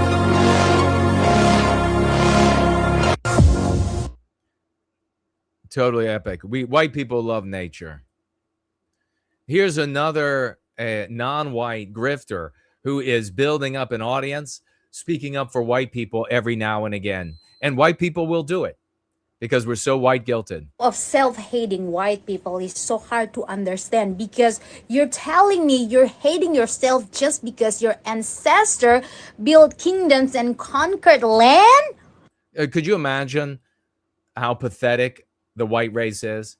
That they could hear and see me speak in pride and vigor and strength and masculinity and dominance. And they're like, no, that scares me. Oh, but the little Mongolian woman is going to speak up. And they're like, yeah, I'm going to follow her right away. Click for click, click, click, click, click. You gotta go to different countries. Go to Mongolia. Go to my home country. In those places, we were taught that our ancestor create civilization, conquered land, and we celebrate that. That is something that we are proud of. Okay, so what we can take away from this, I mean, okay, the first lesson is white conservatives are garbage. The second lesson here is that's how a healthy race of man is supposed to behave. We conquered, we created Western civilization, we defeated others. That's a source of pride, not a source of guilt. It's not immoral. It is a source of pride. It is a source of strength. I've been able, over the course of my life, to be proud of our achievements and not think less about, say, for example, people we defeated. Healthy white people can do that. Look at what we've done with, say, American Indians. Look at how we go back and we return to places like Korea and Vietnam. We return to places and we meet with the guys who were on the other side fighting us, and we shake hands with them. Yes, we won. We kicked your ass. You were a formidable foe. I don't have to think they suck or they're dumb or they're backward or argue any of that. I think probably a lot of that kind of thinking disappears when the guy on the other side is also able to kill you. So, in fact, talking about Korea, finally, we have this. 120,000 Chinese soldiers surrounded 15,000 Marines in minus 35-degree cold. Minus 35-degree cold. This is during the Korean War in North Korea. Now, there is, I guess it was like 15,000 Marines total. There was also a few thousand Army personnel and a few thousand UN personnel. And they were led by a Marine general. And this is one of the baddest ass things ever. By the way, let me also point out, less than 0.5%, maybe even less than 0.25% of the men that were out there for the United States Marine Corps, Army, and the UN soldiers, less than 0.5%, maybe less than 0.25% were non-white. They were all white. Their commander's response became one of the most famous lines in military history. November 27th, 1950, the Chosin Reservoir, North Korea. The temperature had dropped to minus 35 degrees Fahrenheit. 8 Chinese divisions, 120,000 soldiers, had crossed the border overnight and encircled the 1st Marine Division. Weapons froze, morphine froze, blood froze. Before it hit the ground, the Marines had advanced deep into North Korea. Now they were cut off, outnumbered 8-1, with 78 miles of mountain road between them and the coast. Every tactical assessment said the same thing. This was not survivable. Okay, so over 120,000 communist Chinese against roughly 30,000 UN, Army, and Marines. An officer reported to Lieutenant General Louis Chesty Puller, the most decorated Marine in American history. Total badass white man. He told him the situation, surrounded on all sides, no way out. Puller looked at him and said, "We've been looking for the enemy for days. We finally found them. We're surrounded. That simplifies our problem." That wasn't bravado. That was a precise... That's a paraphrasing of the badass quote. They, as I've heard it over the years passed down in total worship of this badass beyond badass, was that they came into, we're completely surrounded, numbers like 120,000. He said, they are in front of us, they are to the right of us, they are to the left of us, and they are behind us. Good. We have been searching for them. Now they can't escape us. That's the baddest ass.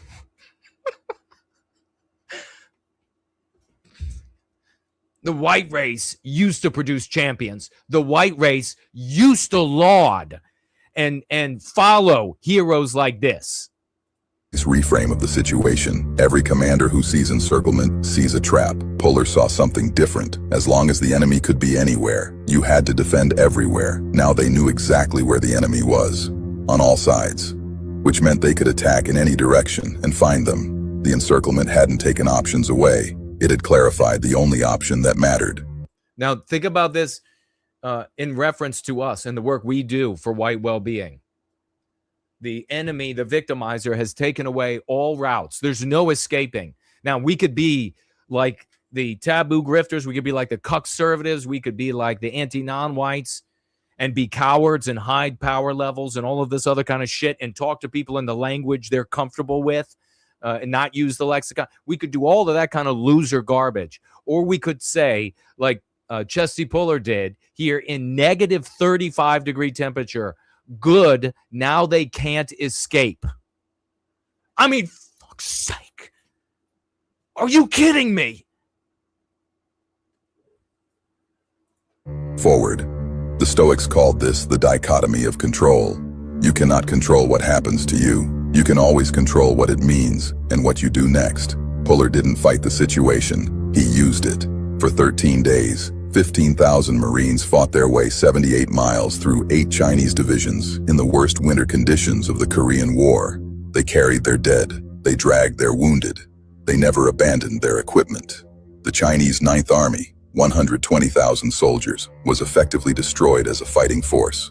The Marines came out the other side as a cohesive fighting unit, not because the odds changed, because Puller changed what the odds meant. That's it. That is it.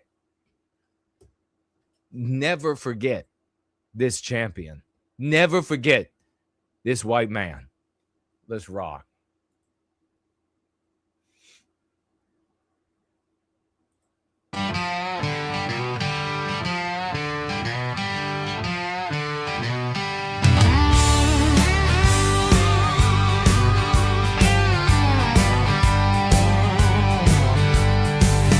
They shake your hand with a silver grin, sell out your name while they reel you in. Right side's got a smile, a check to cash, but they don't watch us vanish for another stash. They don't shout, they don't scream, just redraw the lines in a silent scheme. And who cries out for the white child's pain? Not a soul in their godless game. Left side's louder, full of bile and spit, calling you names as they throw a fit.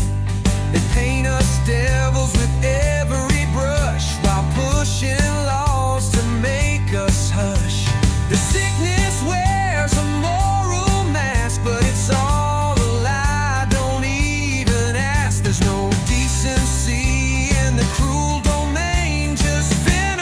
and fake champagne. No shelter in the game, no mercy in their plan. They don't care if we're gone, they just smile where they stand. The child walks alone in a hollow name, while both sides laugh, they're both to blame. Let it cry for what's been lost, let it howl for the cost.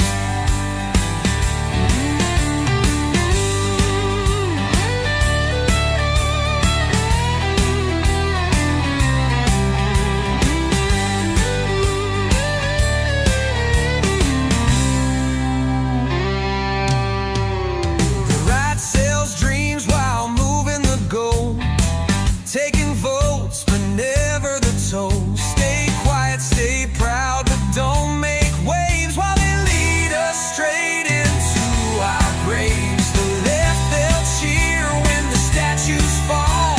Blame your children for it all. In the center, there ain't no spine, just echoes in a rented shrine. Yeah, no shelter in the game, no mercy in their plan. They ain't your friend, they don't give a damn. The white child stands in a stolen land, no one's reaching out a hand. Just the blues now. No heroes on that hill, only bills and the will to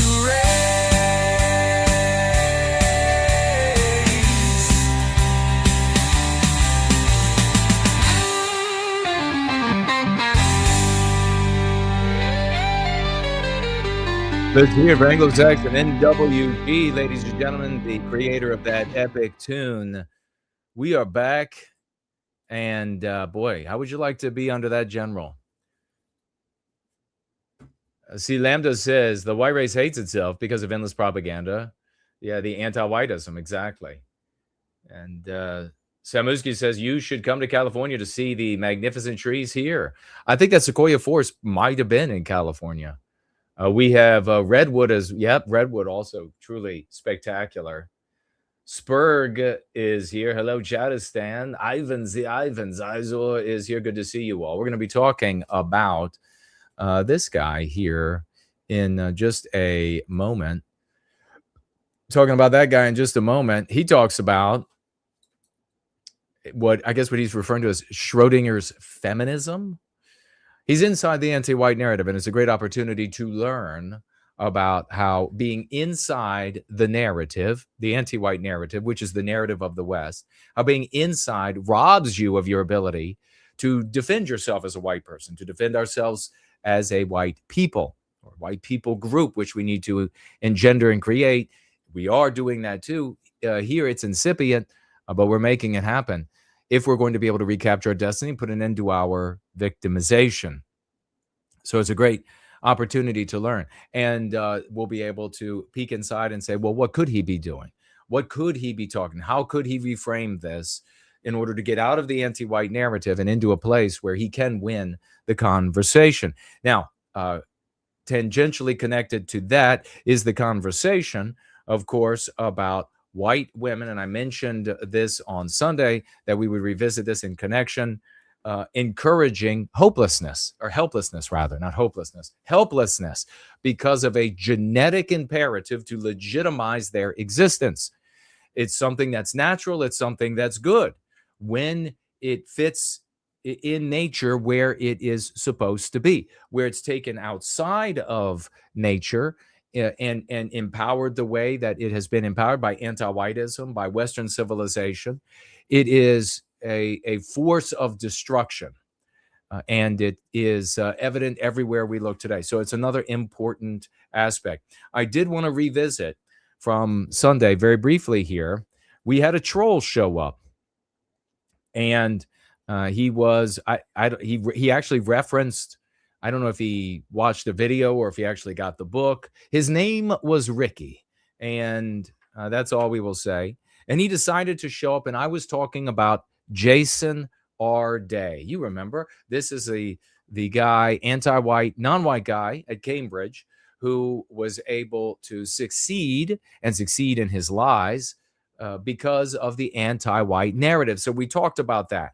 And I connected that to what happens not only in our institutions of higher learning, places such as Cambridge, but in every single one of our lives, not as a metaphor, but a tangible reality and a palpable reality, and that it is taking place throughout the totality of our lives. Well, this guy, whether he's a supporter or he cares about the white race, I guess, maybe a white sympathetic, maybe, or he's actually anti-non-white, which is probably the case, decided that he was going to try to catch me out. He was going to try to catch me out. He did it in the live chat, and others smartly compelled him to actually tag me so that I could see his challenge. He didn't want me to see the challenge. He wanted to go after the community, which is how subversives operate. And so I'm going to take that opportunity just for a moment, before we get into this a little better, a little bit more thoroughly, but not much. We're not going to use a lot of time to say that if anybody who is in the community, our community, he or she shows up regularly or occasionally, and they come to you and to some degree object to the work that we are doing here. They have some sort of acerbic criticism. They have some sort of calculated, I like all of this, but don't like that. Turn their names over immediately and let us know what their arguments are. I need to be able to address subversive arguments so that all of you can make an informed decision about whether or not you want to go free or go to hell, get the hell out. I want you to be able to make an informed decision. Every time we have a subversive group or a subversive individual, I am not given the opportunity, and obviously the subversives don't want me to have the opportunity. That's the whole notion of subversion. I'm not given the opportunity to make counter arguments to baseless allegations, to arguments about how things can be done better or what have you. And so as a consequence, the people who are receiving the targeting by a subversive or subversive group, they don't get to hear a rebuttal. They only get to hear the insidious arguments waged by the subversives. So if anybody comes to you and says, Jason's good, but, or Go Free is good, but, there's no more toleration. I'm done with tolerating. I'm done with it. We just had another sucker who played a supporter, who played a participant, and the entire time was subversive. From the first contacts, signs all the way through, but continued to build a reputation as a friend, as a participant, for the purpose of empowering the subversion and installing this person as some sort of central figure in some kind of a new entity, stolen from me, stolen from the work that I've done over the course of my life. I created this community. All of you who have come here are now part and parcel of this community, this family, this team, and the successes we have out in the world, of which there are many, of which there are numerous, and new ones coming in all the time. So it's very simple. We do here Go Free Kung Fu. If you don't like Go Free Kung Fu, leave. Leave. We won't follow you. We won't follow you around town and see whatever chats you show up in and slander you in different chats. We don't do any of that. We just want you to go away.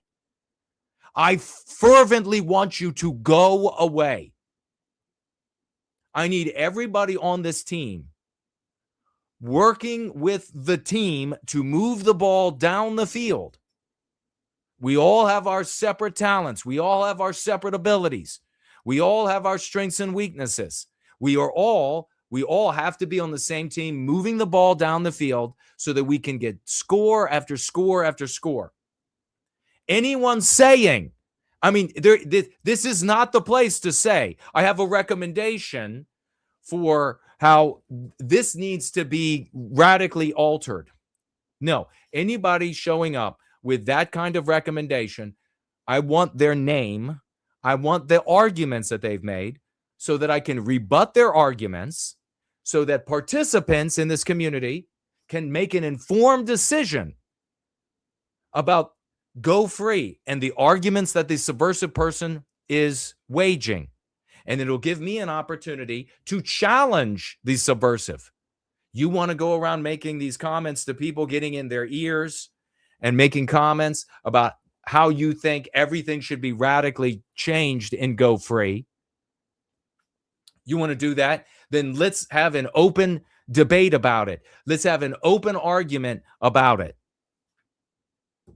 so that the community can make an informed decision. You want to stick with the guy in the community that is having the victories, that is improving people's lives? Or do you want to go with the new person who says they've got a brand new idea, and although they haven't built shit, they are able and willing and ready to steal as much as they can from what we have assembled here? So no pity, no remorse. I want their names. I want their arguments. No more tolerating subversives. No more if somebody is, well, he's a nice guy or it's a nice girl or they normally are good. I want their names. I want their arguments. We do not have time, as you could look out at the world. Minneapolis saying, don't go outside by yourself. We don't have the time. White children, parents filming their white children talking about how much they hate themselves. We don't have the time to have the only community that's making any bit of positive headway against anti-whiteism being undermined by self-promoting center of the story character notions, undermining and disrupting that process. Does that make sense? So here is potentially one of them. Ricky shows up and says, no white guilt. How does this 15-minute soliloquy that is, he says, black-centered on Jason R. Day contribute to white well-being? Well, on Sunday, I handled it adroitly because he wrote that message at the end of me talking literally for 10 minutes about all of the ways that Jason R. Day's personification of this aspect of anti-whiteism harms all of us, harms all of you, harms all the white. So it was obvious what I was doing and what he was doing. So I ridiculed it. I said, what are you even talking about? We've got to move on Sunday with the subject matter we are covering. Well, I just got done talking for 10 minutes about how anti-whiteism, exemplified in this aspect by Jason R. Day, harms all of our lives. And I enumerated all of these different ways it harms our lives. So in response to that, he wrote in a live chat, I did not see, but he ended up writing, no white guilt, ridiculing me doesn't alter your actions. So I had to respond to this insolent little piece of shit. And I just wanted, just because you all may face the same kind of challenges from subversives coming into the community or in the orbit of the community, And I got to tell you something though. You want to really piss somebody off. Come and try to steal from him something that he has, the little tiny bit that he has fought and bled and sweated and sacrificed and gave up numerous opportunities in his life for. You try to steal that from him, motherfucker. I can tell you what, you want to really piss a guy off? It's a good thing. It's a good thing you all are out of arm's reach. Subversives, good thing you're out of arm's reach. Because that would be a hell's fury that you would be permanently changed after encountering. So this Ricky, I write back to this Ricky. I often use news items to discuss how anti-whiteism effectuates our victimization. In this case, our day exemplifies how the anti-white narrative effectuates a belief system and morality that enables female and non-white anti-whites to overstate their credentials, which, among other causal factors, results in the displacement, white erasure of white males, i.e. our victimization. Our day is an example of one way in which anti-whiteism harms the white race. By discussing the Our Day story, I demonstrate how reality depicts what Go Free predicts. That's what we do. Now, I hope that was clear enough. I think for all of the people who are not subversive garbage or outside the community or dumbasses, everybody inside the community who has the least bit of intelligence understands that that's what's happening. You have a news item. It illustrates an aspect of anti-whiteism. You discuss the news item to address and educate about the aspect of anti-whiteism. And then you talk about that aspect in the way that it victimizes and harms our people. That's white-centered. So what does it look like, Ricky, dickless Ricky? What does it look like if it's black-centered? You allege that what I was doing was black-centered because you're a dickless loser. This is what it looks like if it's black-centered. Jason Arday is black. He behaved the way he did because he is black. Blacks behave the way Arday behaved. Blacks are liars. Blacks commit crimes. Blacks steal from institutions. You better not live near blacks because they will harm you. I'm getting away from them. Good luck if you can't. If you associate with blacks and get harmed, you get what you deserve. If all blacks were killed or deported, there wouldn't be any of the problems that blacks cause, etc. So that dickless Ricky, low IQ, moronic Ricky, that is black-centered. That's what it looks like if you center another race of people for slandering, for calumniating against them. Look it up. That's what it looks like. That is absolutely not what we were doing.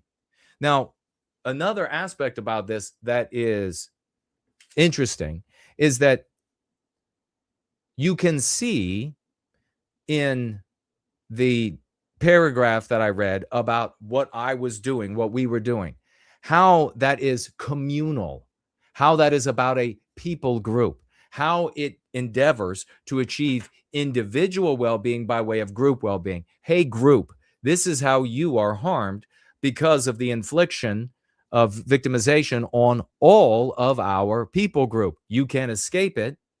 This is the aspect of anti-whiteism we're discussing. And so therefore you too are victimized by it. And here are the ways that you, not me, that you are being victimized. And therefore all of us, which includes me, communal. When we then look at black-centered, and you can think about this, this is the anti-non-white sentiment. This is how it operates. Black-centered, Jew-centered, etc. What do you see? You don't see a communal discussion about communal well-being and the inescapability of being victimized You don't see that at all. No. In fact, you see selfish individualism, don't you? Finally, I hope people are having epiphanic moments. I hope they're like, holy shit, that guy's been right. The blue shirt guy's been right. Because you see it right in the words. Here I am making these statements. Jason Arday is black. He behaved the way he did because he is black. That's an individual talking. That might still be a challenge at that point to fully compute it. But as we work our way down, we get to the point where I say, and maybe a way to help you all understand it is if I say termites eat wood, therefore termites will eat your house. I don't want termites eating my house. Now, do you see how it's individualistic and not communal? Why is that important? Because the antecedent notions determine every thought and deduction that occurs thereafter. And it's the thoughts that control the body. Really becomes clear when I get to the point where I say, you better not live near them because they will harm you. That is selfish individualism. You, me. You, me. You better stay. I'm staying away. Hope you stay away. Good luck for you. Hope you don't get termites. I made sure I didn't. Good luck for you. You better do a termite treatment. If you don't, you deserve it. If you associate with blacks and get harmed, you get what you deserve. How many times have you heard that in the anti-non-white circles? It's ubiquitous. It's ubiquitous. You can see the selfish individualism of the race in the anti-non-white sentiment. There is no communal effort. There is no communal victimization. There is no communal responsibility. There is no individual well-being by way of the community. There is an articulation from one individual to another collection of selfish individuals about what that individual finds as a threat and that he has already or is in the process of removing himself from too damn bad if you get harmed by it. I cannot believe that I'm this much ahead of all of the other big thinkers who won't have anything to say. I just got recommended last night. Let me tell you, I was already in a bad mood from some dumbass that put me in a bad mood. And I was recommended, actually right before the dumbass put me in a bad mood. I got a recommendation for watching, what's this guy? He's the old black guy. Peterson, and he had on Edward Scissorgrift, the goth white nationalist. So this anti-white, wizened, brain dead, donkey kicked in the head idiot who would have nothing to do with me and White Wellbeing. We went through 3 different people who were his handlers and were getting his guests for him. You know, once they started doing that, once they started having agents and it was all professionalized, and each time it ended up being silence. But as soon as this Edward Scissorgrift, goth, Nazi LARPer shows up, he has to immediately speak with him. 200,000 views. 200, nothing of value. Nothing of value.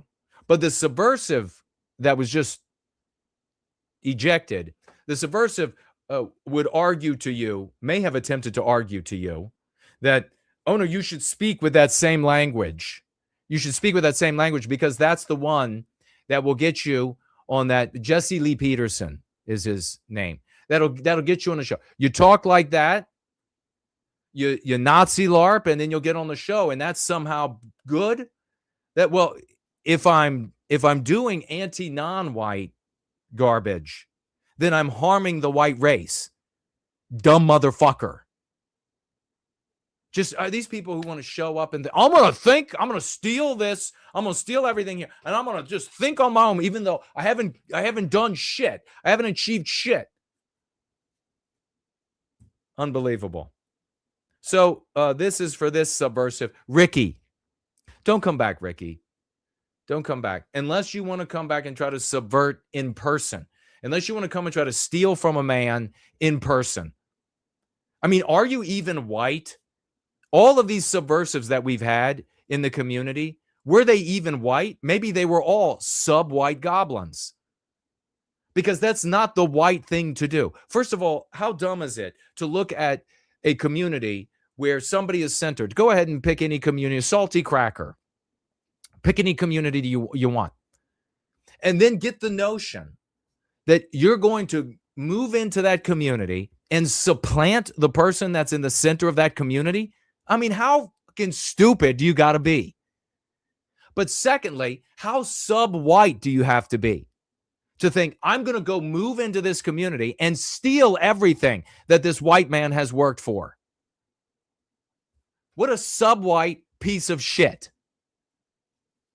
So, Ricky, don't come back unless you want to do it in person.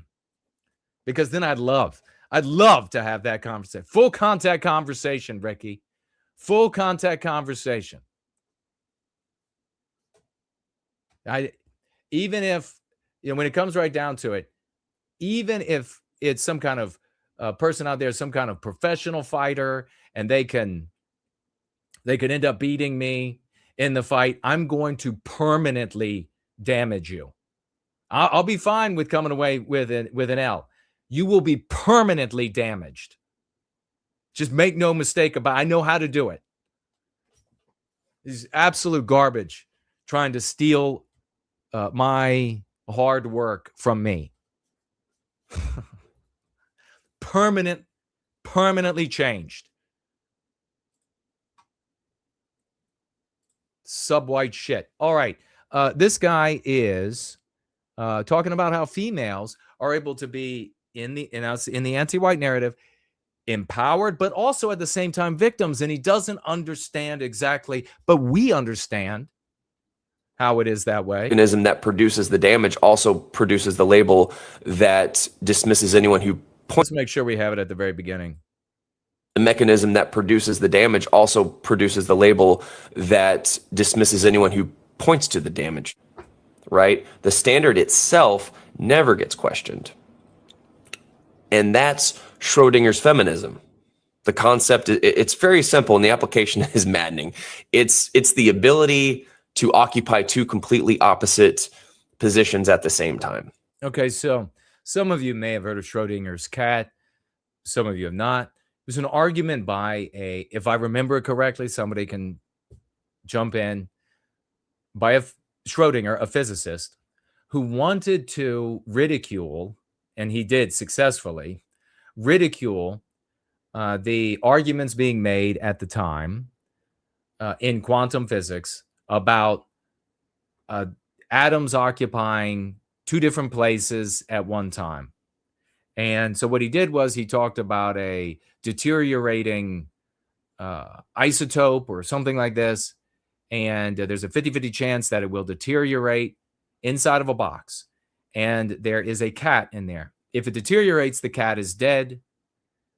And if it doesn't, the cat is alive. Since there's a 50-50 chance for the isotope to be, or whatever it was, the radiation, to not be deteriorated and irradiating the cat, or that meant that the cat was in the same two positions of both dead and alive until it was observed.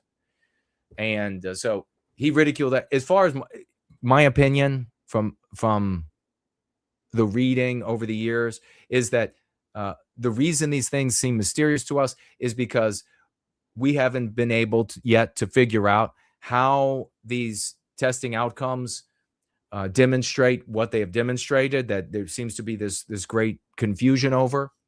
It might be that mechanisms for testing are causing the phenomena that are confusing to us.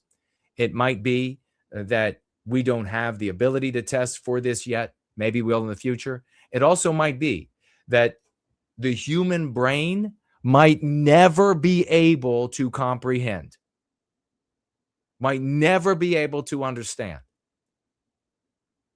And if you want an example of that, just look at the midwits around you, look at the midget wits around you, and observe how you can, I have had this my whole life, explain things to people as simple as could be, A, B, C, D, and they're still like, so if they can't get what another human can explain to them, and if you have to, just think about when you have spoken to a mentally handicapped person and how they just can't get it. If it can happen from one person to another, imagine the complexity of creation. It's easy to appreciate that there's going to be a ceiling where we can't get it anymore. It doesn't make sense. There's no way to comprehend. So he's using the Schrodinger's cat, this metaphor, this story that Schrodinger came up with to ridicule the quantum physicists, to demonstrate that females can occupy two positions. Now, we know this is within the anti-white narrative at once.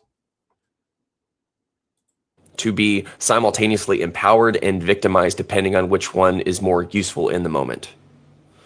And so depending on which one is more useful. But that begs the question, useful for what? We know the answer, anti-white outcomes. That's why you can have two contradictory positions of strength and weakness simultaneously. It's not duplicity. It's not a double standard. It's an anti-white standard. It's serving anti-white outcomes. That's how it's possible to have both at the same time. But you'll see this young man here struggles with trying to understand how this can be and what can be done and how they retaliate. Woman can be, so what that means is a woman can be fully capable, equally qualified, deserving of every opportunity right up until the moment where being a victim serves a better purpose. And I want to be really clear about what this does to men who are trying to engage honestly, because Okay. What it does to men. Now, I want you to listen very carefully. I think what he's about to say next, who are trying to engage honestly. It's an important aspect of this because white men, and not just men, white men, ones we are caring about, in these relationships with white women are suffering. They're suffering this two-faced evil, this double dealing of white women who employ it all the time for their empowerment, which is in the service of anti-whiteism, even if they're not saying to themselves, I want to get to anti-white outcomes. The self-serving nature, the sublunary, animalistic rewards of the flesh motivates them to engage in anti-white behavior, which serves anti-white outcomes, even if they're not thinking they want anti-white outcomes. Now, pay close attention to what this guy's about to say. Men who are trying to deal honestly, they want to have a normal relationship, free of strife and fair and productive. Listen to what he says next. It creates a situation where there is no correct behavior. Did you just hear that? He is submissive to anti-whiteism, to women. He just said that he is in the anti-white narrative. There is no correct behavior. There is no way for me to behave correctly as a white male. You are right. We are the three-dimensional people in Flatlander. We have entered into the story, and we see a white male in the story saying, there is no way for me to behave correctly. Will he heed what we have to say from the third dimension? That we can see what's actually going on? That he is in an anti-white narrative?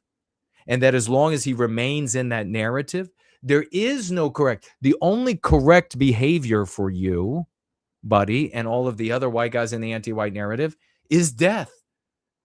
Submission and death.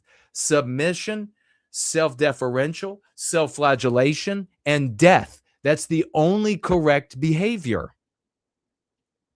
He's literally saying from within the anti-white narrative, how can I behave my woman? For my woman, how can I give my woman the behavior she demands of me? I can't do it because if she's simultaneously, and you can see that first step is the erroneous, is the wrong step. And I can't behave the way she wants me to behave because she's both empowered and a victim. So the behaviors that I would engage in vis-a-vis a powerful female are contradictory necessarily to the behaviors I would engage in for a victimized female. So it's impossible. He throws his hands up. Within the anti-white narrative, buddy, it is impossible. If you're too, because that's the thing, if you're too helpful, then oh well, you're condescending, or if you're not helpful enough, then you're indifferent. If you decide to be a leader, to lead, then you're domineering and controlling. But if you follow, then you're passive, right? So, and then if you try to assert yourself, then yeah, you're aggressive. You get what I'm saying. And so there's no position you can take that isn't available to be used against you. No position you can take that isn't able to be used against you within the anti-white narrative. The point. So, but men are clever, and we've figured this out. That's what men do. We figure things out through experience, usually. So you get burned enough times, and then you start to recognize a pattern. Pattern recognition, man. Someone ran that Schrodinger's play on you, either in a relationship or at work or maybe in the courtroom. And boom, the pattern's right there. And what happens is it changes how you see the whole chessboard. And so the problem is that the moment that men start naming this pattern out loud, they start saying, hey, I'm noticing something, right? The moment that they say, hey, wait a second, I'm seeing something here.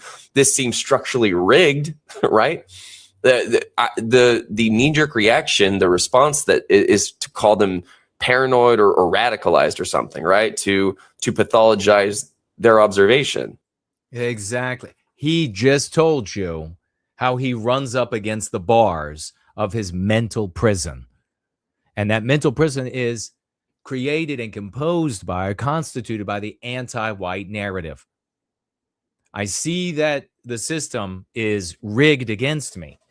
But the moment I see it and I mention it, then this is how those bars keep me restrained. This is how those bars keep me from moving forward. You can't move forward in the anti-white narrative. As long as he stays there, then he's restrained. They pathologize. They criminalize. That's why you have to leave the anti-white narrative. That's why and how do you leave the anti-white narrative? You use the concepts and go free. And then you're liberated. You don't reinforce what people are already saying that are failing them. You use the concepts from Go Free to liberate you. That's what it does. You have to get out of their story. Our stories are composed of concepts. In our case, anti-white, anti-whiteism, white erasure, white labeling, etc. You use those concepts, you're in a different story. You talk now when the wife or the girlfriend How does this play out differently? Do you all have some ideas? When the wife or the girlfriend, and it can happen, it's rarer the other direction, the husband or the boyfriend. But what happens when they start behaving this? Well, you have to acknowledge me as strong, independent, no need for you, and that I'm wildly victimized. You have to acknowledge all of that. What happens when he decides to point out that's anti-whiteism, this notion that you're all empowered simply because you're female. You are all victimized simply because you're female. That's the anti-white narrative. And what you're doing in our relationship here, man and woman in a relationship, had a series of norms in Western civilization that produced harmonious families and many children and loving memories. And you are busily white erasing those norms. Her entire world is shattered right before your eyes. Now, what kind of person is she? Is she a vague, villainy signaling anti-whiteism and employing these strategies because it suits her flesh? It suits the sublunary desires of the animal? Or is she a radical anti-white and this would never get better? She wants to destroy you physically, mentally, and spiritually. If it's about her creature comforts, you can shatter her world by pointing out the anti-whiteism, what she's doing, where it comes from, how it destroys white families, how it destroys white women, how it destroys white men, how it destroys white children. This is an attack on what we produce in the world. This is an attack on our norms. You completely change the conversation. But if you stay with her in the anti-white narrative, then you'll run up, as this poor soul did, against the bars, this iron bars of your cell, your self-imposed, because you refuse to leave, anti-white narrative cell, where she can say, if you don't allow me to be both empowered and victimized and to run roughshod over you and to serve my creature comforts with this imbalance, then you are criminalized, you are pathologized, you are on and on and on. And all you can do as a guy is lose. So that's really your option. You know, if you're hearing my voice in live or in replay and you're a white guy, you're deciding, well, what can I do about this? Those are your two options. You can stay in the anti-white narrative or you can leave. If you stay in the anti-white narrative, you're going to be bitched and chumped your whole life. She will bitch and chump you your entire life. You will never have any ground to stand on. You could take her to every meeting with your priest. You could take her to marriage counselors. You could take her to psychologists, relationship counselors. You can go to all of that shit, and you will never have a leg to stand on. Why is that? Glad you asked. Because women frame the world as the helpless and the nurturer. And once, as a child, you go beyond the point in a woman's eyes of being helpless, you no longer have the warrant to a woman's existence. You no longer have the care or the concern, not at the same level. If you're a white man, it doesn't matter what happens to you. They don't care about you. They care about themselves. They don't care about you. Just go out into society sometime. If you're walking along and you're a white guy, you're a fully capable white guy. You haven't re-entered helplessness by being senescent. You're not a child. If you're struggling with something, no woman will give a shit.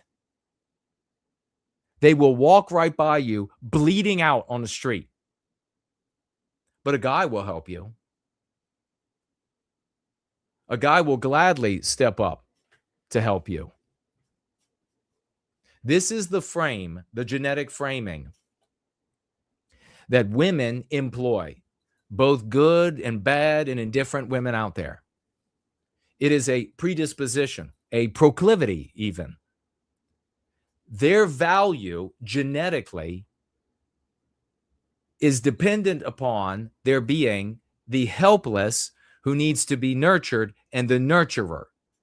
As a consequence, they try to shove everything into that frame to legitimize their existence. Without everything fitting into that frame, their veritable existence is delegitimized.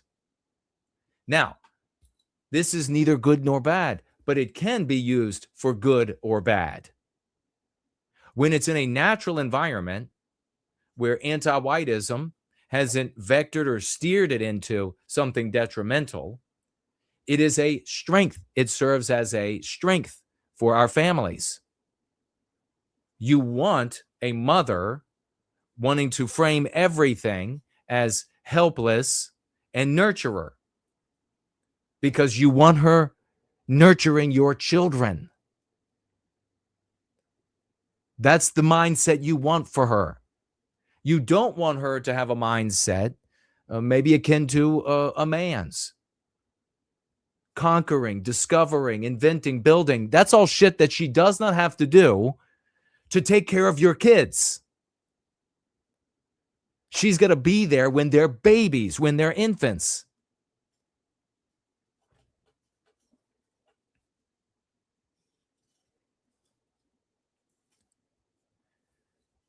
Women encourage helplessness because it serves their genetic impulse to frame as the helpless and the nurturer, even if there is no desire or act of nurturing.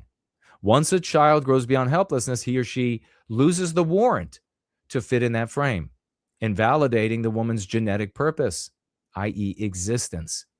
This is why children and animals reared solely by women are so often dysfunctional and unhealthy. It serves the woman's frame to keep them in that state. And everybody has witnessed, and if we were a white positive society, we would investigate. There would be studies on this proving, everybody has witnessed that there's this pull and pull between mother and father, that the mother wants to keep them children, the father wants them to become adults. Now, if you said to yourself, but I know at the case, you just demonstrated that you're low IQ. We played the video about low IQ people.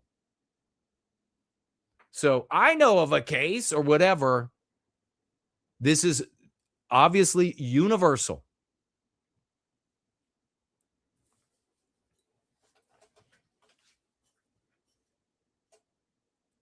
They also impose an interpretation of helplessness on things that don't warrant it, such as anti-white, non-white invaders.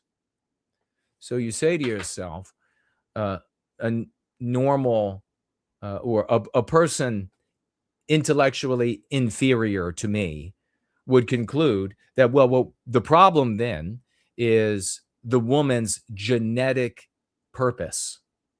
That's the problem. That's what someone inferior to me would conclude. The problem is where that genetic purpose is directed. If a woman, and this is why we are white focused. This is why we remain white focused. I know the subversive didn't want to maintain white focus, but this is why we are white focused, because of genetic issues like this, biospiritual issues like this.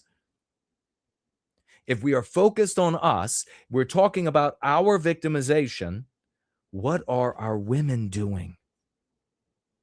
They are fitting white children, other people's white children, white young adults, white older people, white senior citizens into the category of the helpless, that for which there needs to be a nurturer. And then as a consequence of which, they encourage the males in their circles of influence to secure the well-being of. It's kind of like I am light years ahead, and it's time for those who are not in this community to start listening. What happens with anti-whiteism?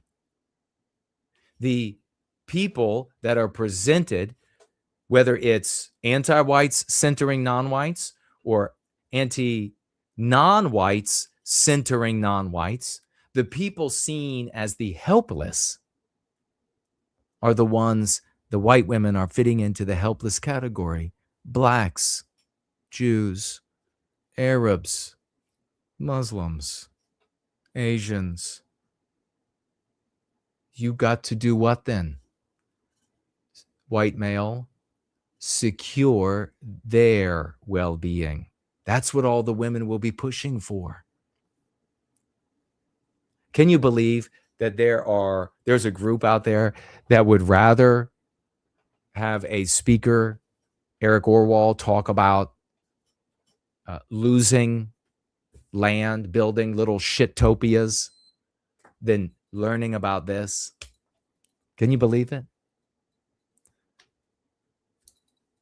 Never look to women for approval for white dominant males, because they will never give it. I'm going to read it again. I'm going to read it again. I want you to say it in your head. I want you to write it down and say it in your head 100 times. That's how important this is. Never look to women for approval for white dominant males, because they will never give it.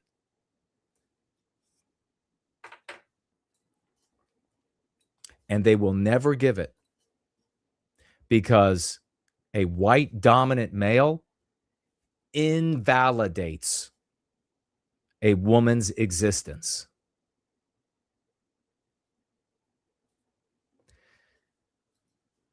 Our norms, our hierarchy has to be imposed. Women are not going to vote for it. Women are not going to choose it. Women are not going to show up in droves, like the white women showing up for Candace Owens, white women showing up in droves for black male content creators, Asian male conservative content creators showing up in droves. They'll never vote for a dominant white male. They're showing up for the victims, the helpless that fit into their frame of victimized and nurturer, which validates their existence. They're not going to show up for and prize and salute and endorse a strong, powerful, dominant white man because he is the preeminent invalidator of her existence.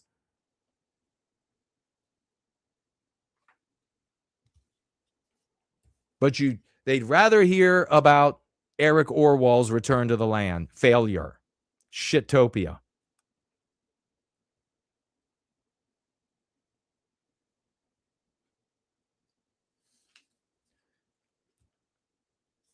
So, what do we do? We use the Go Free strategy, the concepts, all of them. We use all of them. And you will come to me and give me the names of subversives and their arguments so that I can rebut their arguments and give the members of the community a clear picture when they make their decision about whether or not they want to go free or they are 1 foot in, 1 foot out, or whatever it is. Because we need to use the Go Free dialogic, the lexicon, situate ourselves in a white positive story created thereby at contradiction with the anti-white narrative. And we need to promulgate these concepts far and wide so that we can create the praxis, continue to empower and expand the praxis, which is the practice redounded in society, the go free practice redounded in society, so that people like Anna Paulina Luna can say the truth about the Democrats, Socialists of America. It's not about socialism.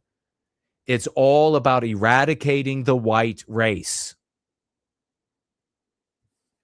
You're welcome. We'll see what you have to say. We'll see about any financial gifts as we listen to at least some of this.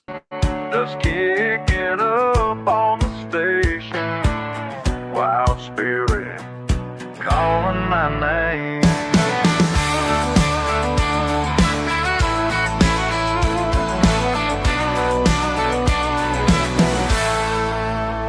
Been tied down too long, someone else's song, out here in the sun, where the wild ones run through the dry creek bed. Voices in my head telling me to stay, but I'm breaking away like those ponies in the distance. No more needing my resistance. Free as a from me, wild as the wind, breaking these chains that held me in. Free as a bummy, find my way. No one telling me how to stay. Free as a bummy, that's my call. No more barriers, no more walls. Free as a bummy, this is me. Finally learned how to be free. Run wild, run free, that's how it's meant to be. Run wild, run free, now I can finally see. Through the red dust storm, breaking from the norm, tails fade away. As I choose my way, standing proud and tall. No more prison walls bound my truth out here. Mind is crystal clear. In the heart of this ancient land with wild ones on the state, that freedom's not just a word, it's the state I've heard.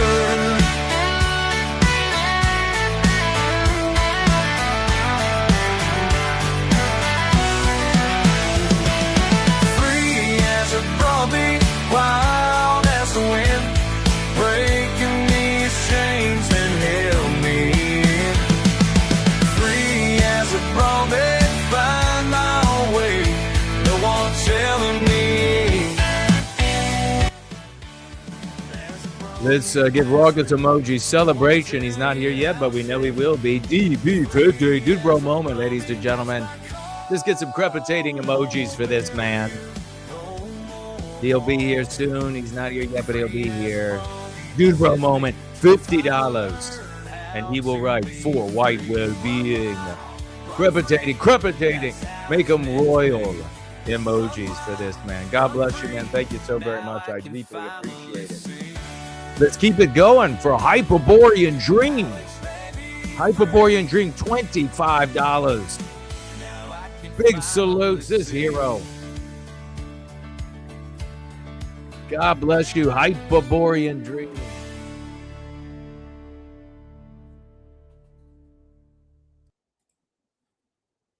$25. God bless you, man. Let's see if I can. How did we find? I was going to set this up so I wouldn't have to look for it again. Must be somewhere.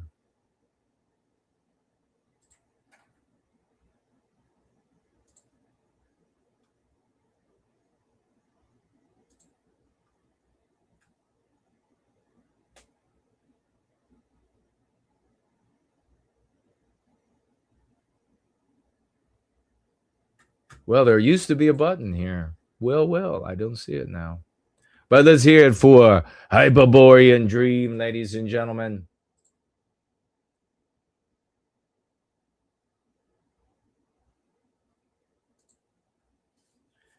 Epically $25 for White Wellbeing. Thank you, good sir. We'll turn around over here. And we have on Premium Rumble $2 from Triggering Anti-White Scum. Thank you, man. He writes with those $2, we must collectively reclaim our thrones from artificially empowered, man-hating, anti-white, white feminists, white females. Our women are out of order.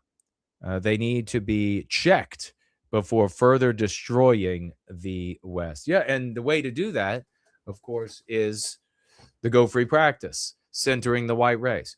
Women have to be given, our white women have to be given the option of centering our people or others. So when we go to them, if you want to change their mind, you got to be centering us. You got to always, now you want to watch a woman suddenly like lose her ability to compute. You have a conversation with an anti-white white woman. Now something other than radically anti-white. And I've done this numerous times in the past. And they will begin that conversation, or once it reaches that point, and they'll be talking about the well-being of the hopelessness of blacks, of Hispanics, of American Indians, of etc. The helplessness rather. So they were so injured, they're so helpless. They are so injured, they're so helpless. They will be injured, they're so helpless. You start centering us, you start talking about our victimization, you start talking about white children, white senior citizens, all of these things that fit into the frame or can fit into the frame of a female, and you'll suddenly see this bizarre overload. You'll see this glitch. They start like twitching, Brad. They're like, they don't know what to do because they're like, oh shit, how do I care for and fit these people into the category of helpless and these others that if I put these in the category of helpless, these others are being harmed. I can't harm these others. Again, we're talking about anti-whites that aren't radical anti-whites. So they do. You will literally, in all seriousness, you won't see like a twitching, but it's like that. You'll see them do this thing, and it's guys will do it too when they reach this point where the eyes, as they're searching their head for, how do I compute this? How do I make this work? Because now it doesn't work. The anti-whiteism that I've been reared with, the meme pathogens, the villainy signaling of anti-white morality is now up against this wall that it doesn't work. And they're searching their memory banks. They're searching that subconscious mind for what's the meme pathogen, what's the notion, what can I say to still make this moral by way of the social morality, the anti-white and moral imperative. That's why you see their eyes start darting. That's why you see them look up at an angle and get silent as they're trying to figure it out. When that happens, I usually interrupt them. I pause for a moment to enjoy it because it is rather enjoyable watching them melt down, watching their brains glitch out. And then I'll pour more fuel on the fire. Start talking about, these white kids are really suffering. They really have nobody looks out for them. Nobody is caring for them. Society hates them. Boy, you start talking like this to a white woman, you know how quick, if the white male population and the females, women of the West who have come here, if they start really talking like this out there, you'll bring people over, especially women, rapidly. They'll come quickly. These arguments will appeal to them. Hey, I wonder why the arguments are appealing to Anna Paulina Luna. Could it be that she doesn't want to see helpless white people being victimized, considering that she's, also half white? I would say that's a big part of it. In fact, probably a colossal part of it. But if you go to her and you talk with her about how Jews are bad or blacks are bad, she won't be thinking about how there are helpless white people who are being victimized. She'll be thinking about how there are helpless Jews and helpless blacks who are being bad-mouthed. by, I mean, just the white race is just, so much of the white race is just sub-white goblins. Why aren't they all listening to this? So thank you for that. Triggering Anti-White Scum back again, another $2. Thank you. He says our white women are literally voting for third world migrant men to come into the West. The same barbaric men that beat, rape women. Insane that they vote for this as rapes, violence get worse I guess every year would be the next word, and probably stopped you there. Here's the thing, triggering Anti-White Scum. Your argument right there can influence a man, but will have zero effect on a woman. Zero. So this is the kind of thing, like I've been at meetings and conferences and after parties where I've brought up this phenomenon of females, and then the guys would get really angry. They would say a bunch of nasty things about females and then grumble, and that's the end of it. There's nothing productive to come of it. So here's something that we do that's very different. I know they want to listen to Eric Orwell talk about his failed shitopia, but here's what we do that's very different. We provide solutions. So when you want to convince women, you don't talk about how rape rates are growing up and these people rape in their countries. You talk about helpless members of the white race, our children, the harm that's being inflicted on our people, not how bad these people are in their country. See, a white guy is going to be logical, right? Does that completely make sense? A white guy is going to be logical. You're going to be able to say to him, hey, if there is a certain type of bug in another land that does X, Y, or Z that's harmful to crops, so we don't want to bring it in, because a guy's just doing the logical computation. That's right. But that's not what we have before us. We have competing narratives. And this narrative that we're trapped in as an anti-white narrative is telling these women that there are people in these countries that when you say are hostile and awful, you are confirming for our women that there are hostile and violent people in those lands who are harming the helpless and innocent in those lands. And so therefore, we've got to bring them in by the loads and loads and loads of them. So instead, we focus on us. We focus on our helpless men. We focus on what's happening with our children. We focus on what's happening with our women. We talk about the mundane things, the mundane injuries. Don't go over the top. You know, the argument about that we've had so often with the white genocide. And thank you so much for the question, brother. Not using white genocide. Do not go over the top when it comes to our injuries. Like, don't go to your brother, and definitely don't go to your wife and say, well, the whole town's going to get raped if we keep bringing in these Muslims. No, the human animal can't and won't compute that. And it contradicts the anti-white narrative. I mean, God, we could just go on and on. Like, I paused there for a moment because my brain was just like, here's like 17 more. I'm like, no, I can't go through the whole list. So it can't do it. The human animal can't do it. Instead, talk about how in the classroom, the Christmas is no longer, and this is an injury. Our religion.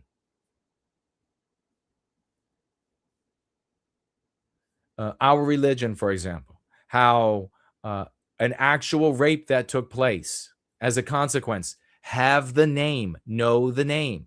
The human animal, especially females, are not going to be able to understand numbers like 50,000 raped, 1 million dead. That doesn't land on them. But Sally Jones butchered and raped. And she was, remember what I'm teaching you here. Talk about the helplessness of these people. How she could not have stopped this from happening. It was inflicted on her as a consequence of anti-whiteism. So apparently we have Samuski here says, I did write that down and stuck it on my monitor. That is brilliant. God bless you, brother. See, that guy's knows what he's doing. The great Ivan is here. So we have somebody here who is calling me names. So who is the dipshit? All right. So we have a dumb motherfucker who is in the live chat, and he's shown up to say, you don't know anything. You stupid. You don't know anything. You know, this is, I get it. When you've probably walked into a lot of classrooms that you thought, boy, everybody here doesn't understand anything. This is called Dunning-Kruger. You are dumb. You can't understand that which is superior to you. And so you call that dumb. I guarantee you that you are an imbecile showing up and saying what I'm sharing, profound insights. You can't comprehend them, and so you call them dumb. We just watched a video during our quick news and laughs about you, low IQ people.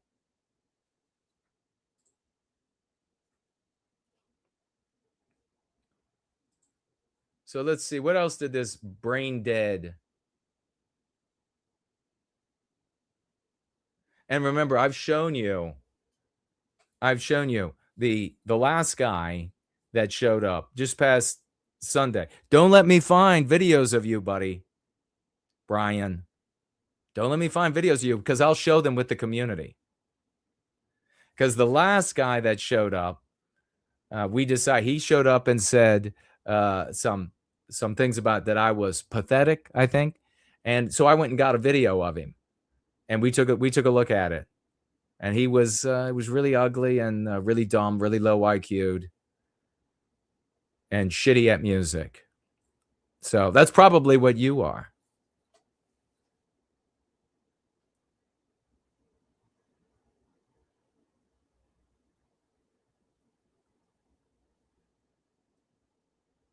Yep. If somebody is writing in a live chat, you are full of shit. They're talking about the person who's speaking. But rest assured, this is some Down syndrome moron. Land of the Fake, though, is the exact opposite of Brian and his tiny PP.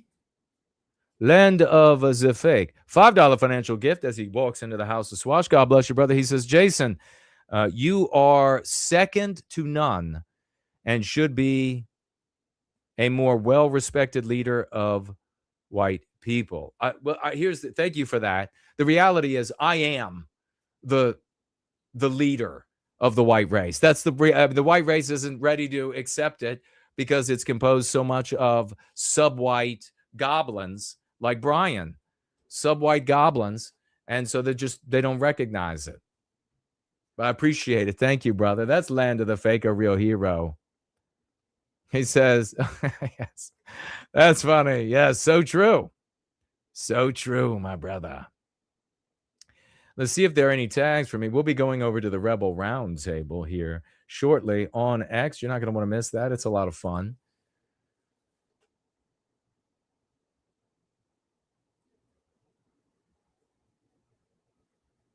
You're not going to want to miss it. Let's see what we have. Cindy Ben is with us. Good to see you. Janice is here.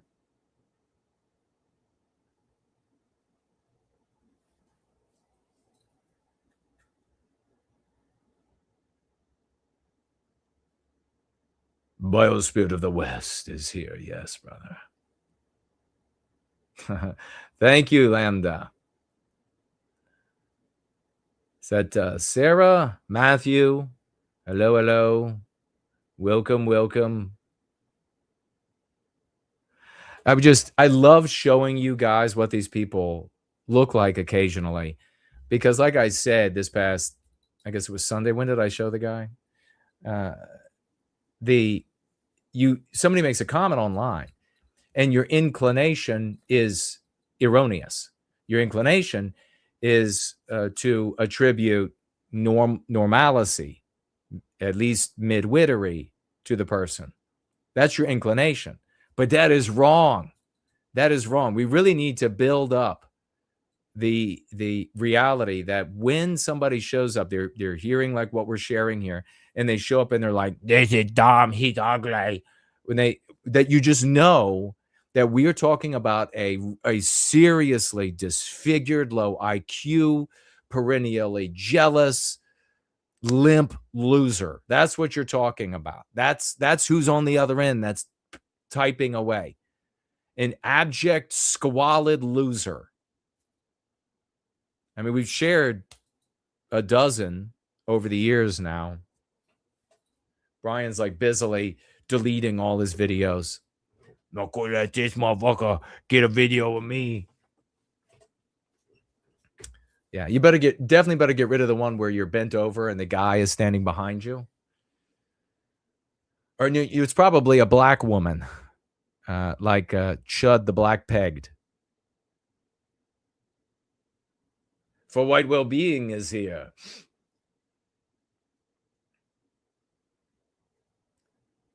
Thank you all for celebrating. Just looking for tags now. Then we'll be rolling out. Ah, Man from Mars. $5. Thank you so much, brother. $5 as he walks into the house of Swash. $5. Thank you. I appreciate it.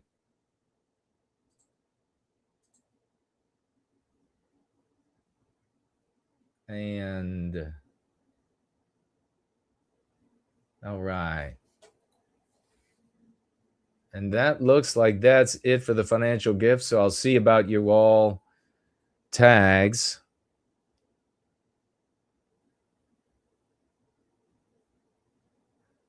Archangel, I have noticed that when dominating men, women employ an infantilizing and condescending disposition, likely because it is the only way she can perceive herself as dominant over a man. Yes. Well put. Thank you for that. Good to see you, man.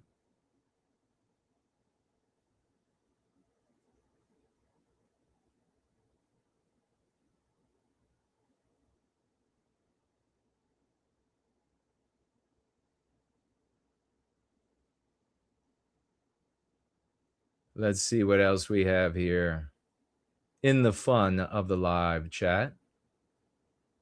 Women are only strong and independent when it suits them. So true.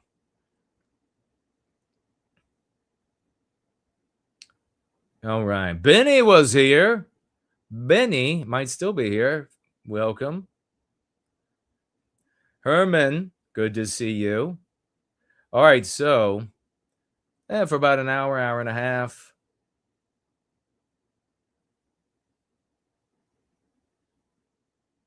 And we will head on over. Anti-whites and anti-non-whites are two sides of the same coin, Celine writes. There are also equally cowards. We can go with our full mask off. Well, yeah, precisely. Yeah, they're both anti-whites and anti-non-whites are both within and in service to the anti-white narrative. And you're right, they're both two sides of the same coin. One is serving the good guys, the anti-whites, and the anti-non-whites are playing the bad guys in that story. But they think, I love how they're all arrogant and they think they have a control on what's happening. They understand what's it, but they don't understand shit. They don't understand shit.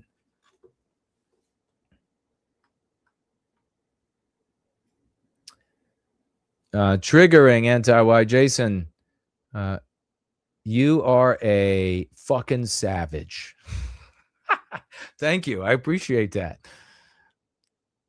It's not easy at the top. Triggering haters and mid or low IQ idiots just by being ourselves and being at the top. Well, precisely. And you know the best revenge, my brother? You know the best revenge is that when these haters, when these low IQ dolts, when they show up and they're like, I'm gonna say something mean about this.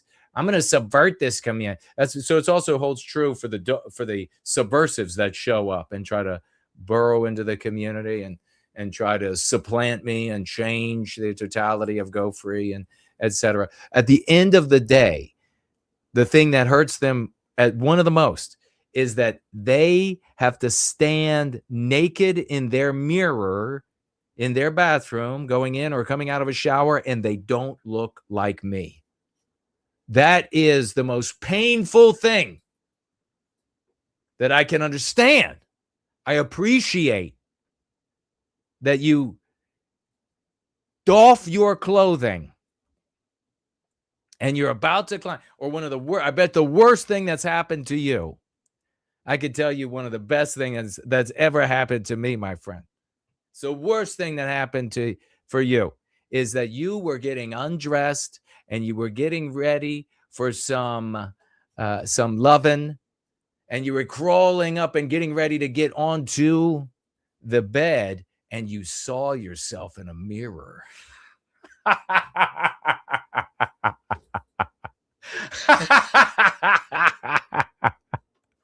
It haunts you, doesn't it, my friend?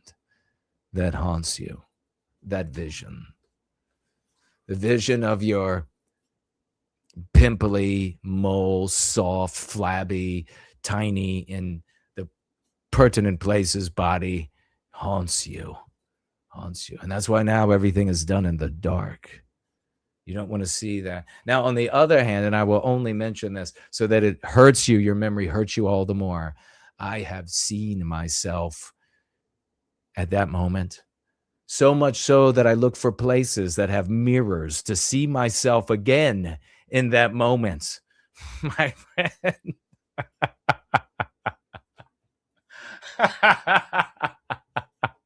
Resplendence. Resplendence. Yep.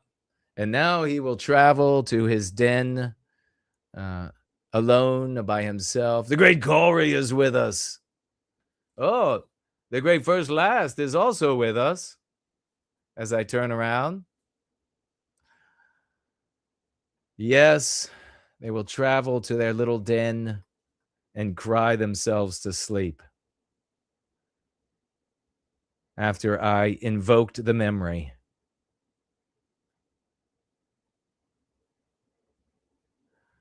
Triggering Antiwhite scums laughing about round-faced doughboys. Yes. Yeah, that guy that went jogging by at the same time, that Zoomer, young adult, 17, 18, I would say. I was like, Jesus. You could add up, you could times 5 the testosterone in the Zoomer kid, and it might come close then to that 55-year-old or whatever he was.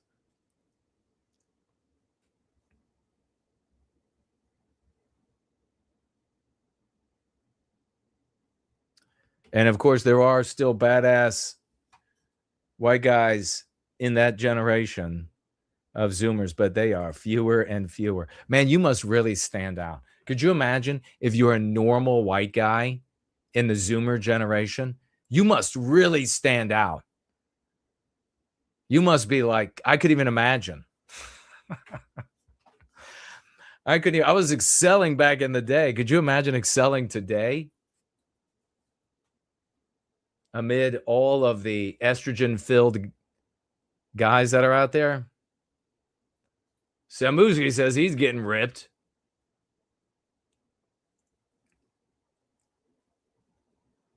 Yes, yes. Climbing into the bed at that moment. You know, saying things like this used to really piss off some of the subversives back in the day. You remember, Wes? They would get all bent out of shape. If Fornulla's here, he'll remember they really got bent out of shape.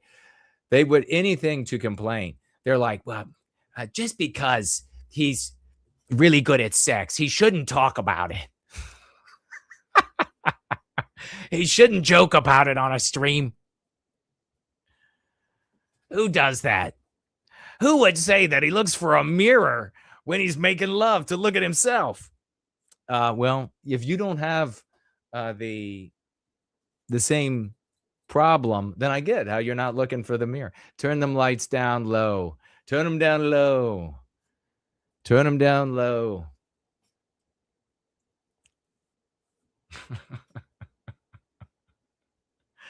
It's funny. And the best part is the actual the actual like subversives and the trolls showing up.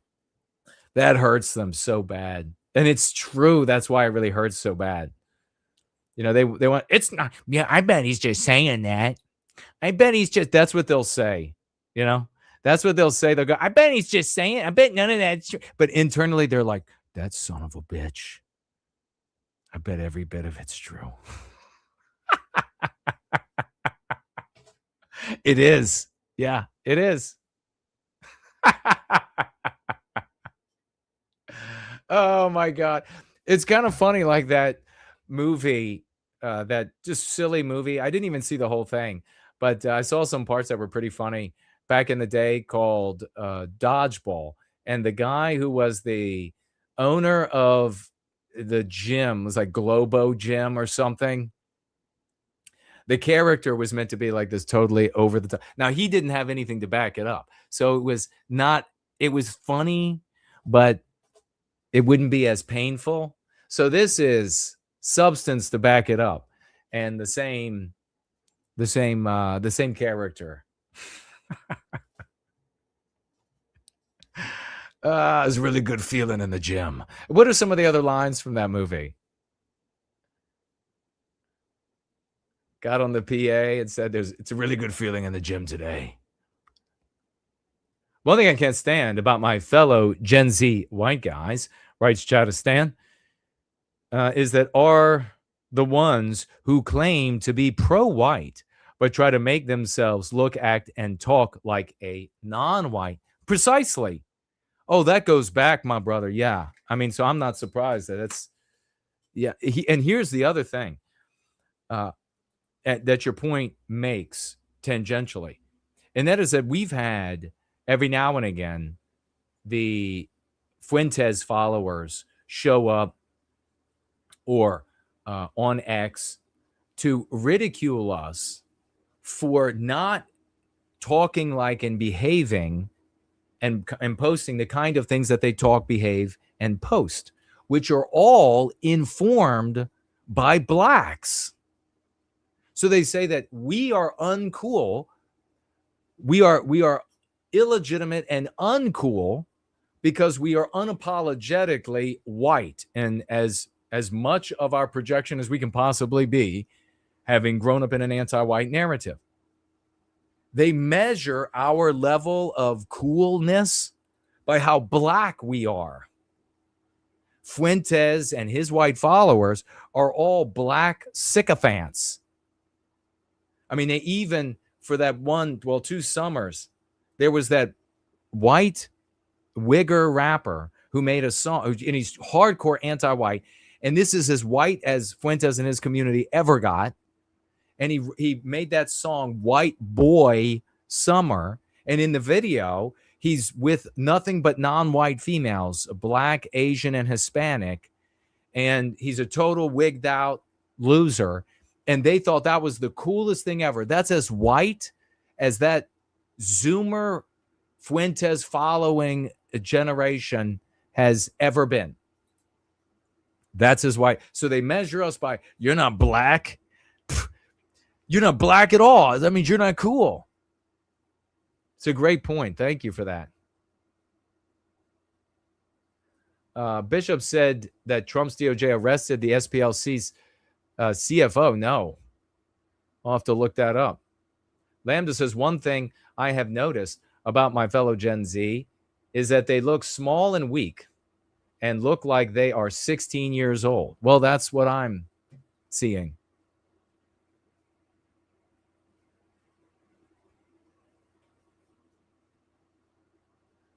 Celine says she doesn't have tattoos, doesn't weigh 200 pounds, doesn't have a nose ring or blue hair. So she stands out in Generation Z. Yeah, I think this is the first generation. I'm sure Alpha will be worse, where you really have to disavow, because so much of it is soy, estrogenic,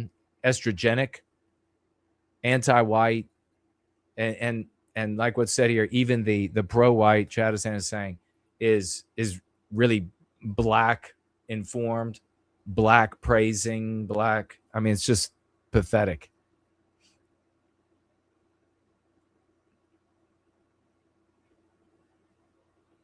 Scott asks, did you have a physique like a Greek god? Did you have a physique like a Greek god? I'm guessing you meant God. When I was a teenager, yes. Absolutely.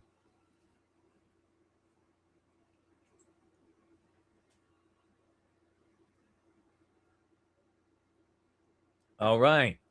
Big thank you to First Last, who wrote hi and came into the House of Swash with a $5 bill. Thank you, brother. I appreciate it.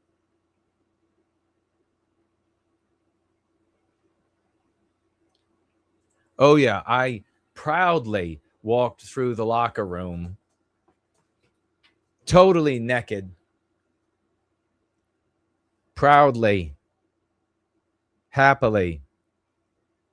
Logan Dawes is asking, how tall am I? I am just under, regrettably, 6 feet tall. 5'11".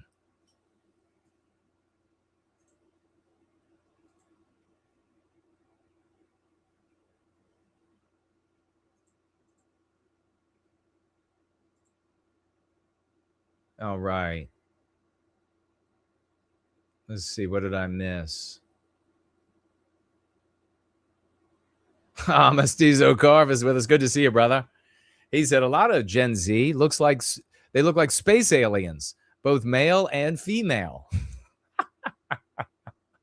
True. That's true. Cool Papa is with us. He says he's driving, but he's listening. Matthew asking about Richard Spencer. He seems to be contributing something positive to the consciousness of white people. What did you see? Has something changed? He was in what I formerly referred to as the white sympathetic sphere, really the white resentment sphere. And I watched him go from being just another author to behaving like he does in his patrician ways and condescending ways, and then having a lot of investors because he had a particular look like an apparatchik. He struck the right chord for potentially being a politician. And so a lot of people showed up to give him, and they gave him a lot of money. And everything he touched, he ruined. The people's lives around him he touched, ruined.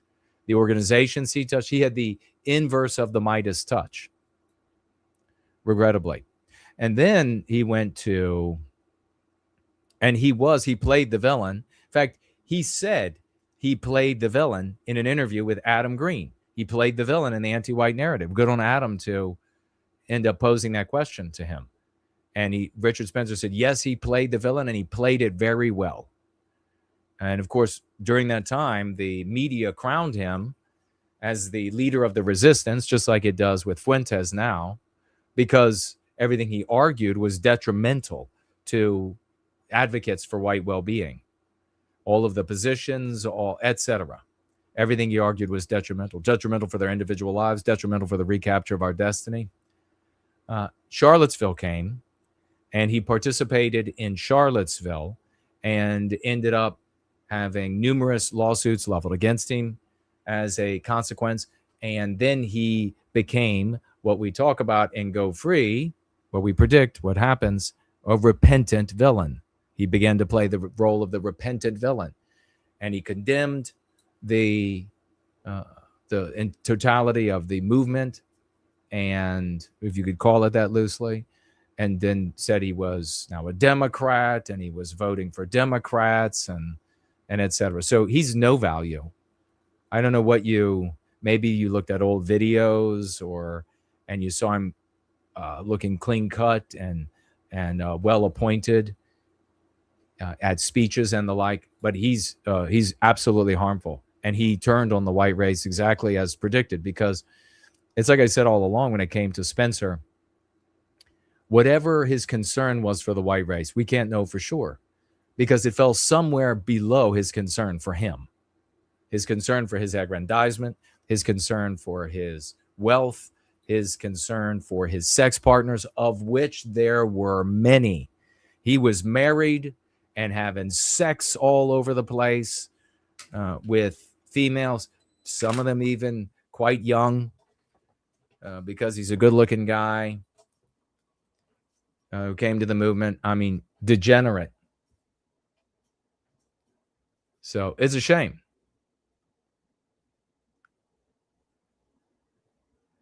By the way, thanks for keeping the Virginia Tidewater accent alive, brother. Well, God bless you. You're most welcome. Yes, indeed. Where are you? Yes, indeed. I used to love going into the Valley in Virginia. Very different. You've heard of the Valley girl accent in California? Ooh, not so fun. We had a girl move to the area, Northern Virginia. Wow, I just remembered her name. In junior high school. And I'm not going to say her name, but moved to the area from Southern California, and what they call the Valley girl. Why do they call it a valley? Can somebody tell me that in California? Did it originate in an actual valley? Somebody must know. Valley girl accent. And man, nothing like the Virginia accent in the Valley. That's like the Gone with the Wind singing, sing-song accent. And it's not horrible. No, it's not bad on a guy. It's not nowhere close to horrible. But it sounds even better on a woman, because it's so sing-songy. I do remember, though, I was getting worked on at a hospital. I was in bad shape, and was actually in West Virginia. And the physician came in, the doctor came in, and started talking with me. And I immediately recognized that Virginian accent. I wasn't quite in the state to have a conversation about that. I did end up asking where he's from. He told me he was indeed from Virginia in the Valley there. But I remember it's printed on my mind, maybe because of the bad state I was in, when he asked where I was from, and I told him Fairfax, Virginia. And he goes, Fairfax, Virginia. It was just like butter. It was like butter. I was like, wow, man, that's totally epic. I can't even do it right. You got to grow up there, I guess. And who knows how much of it's even left, right? Thanks to white erasure. This is all of these little intricacies throughout the totality of Western civilization, and it's all getting white erased. We're all getting made into like Mexican IKEAs or something.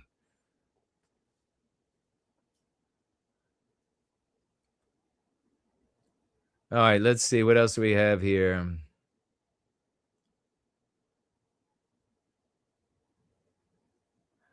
Chadistan says, I dress, act, and talk as white as I can, not because it isn't my instinct, but because I love to rebel against the anti-white environment. Yeah, hell yeah. The more they're anti-white, the whiter I become. Yes, yes.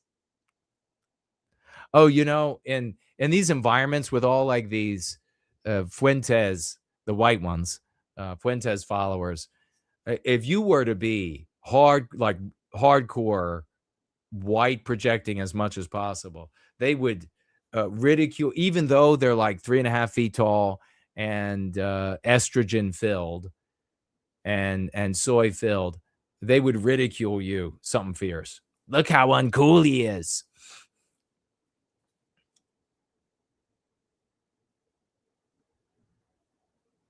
That's when you need a raised pickup truck, and you just drive over them and their little cars. Somewhere between a regular pickup truck and a monster truck. Somewhere in between there. And you just drive right over them. You get out, and maybe you've got you got to take it to like an aggressive place. Maybe you got like tear like at the knee in your jeans, has a tear in it, and I could completely visualize it. Samuski says the Valley Girl accent is twofold. It's both an anti-white slur and refers to dumb white girls. I didn't know that.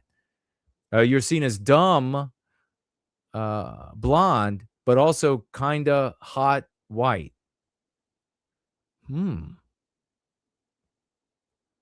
But there was a very specific way that she talked. Like it's also an accent, right? It's not just it's also an identifiable accent, right? So Balkan says it is the massive sprawling suburbia part of LA, San Fernando Valley. Ivan says, imagine combining the Valley Girl accent with the nasally nerd voice. Valley nerd.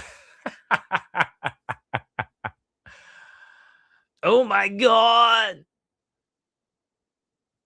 This what miasma is triggering my asthma. That's good, man. Yes. Now I can't even remember really the Valley Girl. I used to be able to do it, but now I can't even really remember it. I'm going to have to hear it again. Diedrich is here.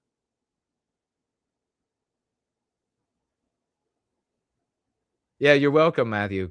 Watch out for Spencer. His superpower is to behave in a condescending way. That's it. That's everything that he has going for him. He's a trust fund baby. Parents have shit tons of money. Shit tons of it were put away for him and his little sister. And so what he does is, if he wants you on board, he will act like you've got a good point, and he will sort of throw his typically condescending arms around you, and then that gets you to behave. Then you'll agree with him so that you can stay in good favor with this guy who has this superpower of condescension. And then otherwise, everybody else, he even makes a face. He does a particular tone of voice. I watched him do that from a nothing, nobody of a writer.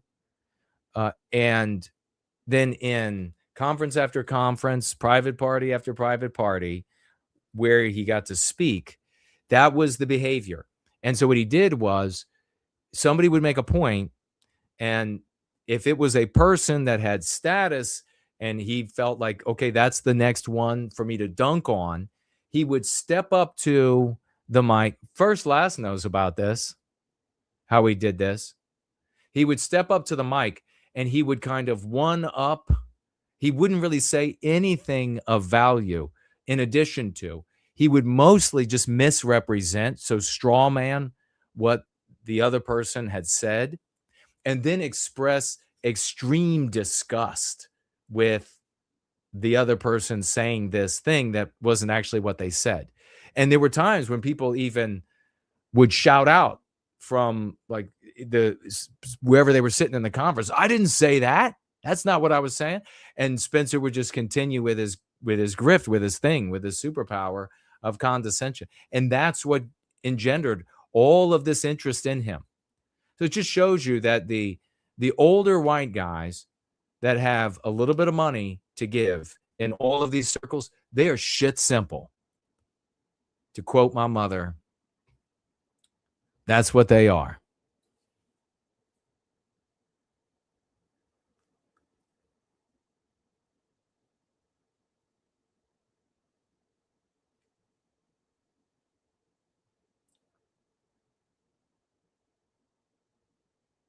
Chatterstan's from Missouri, live in California. Ancestors fought for the good guys in the War of Northern Aggression, LOL. Another brother war that should never have happened. Precisely. It should have never happened. 60,000 of us died over that conflict.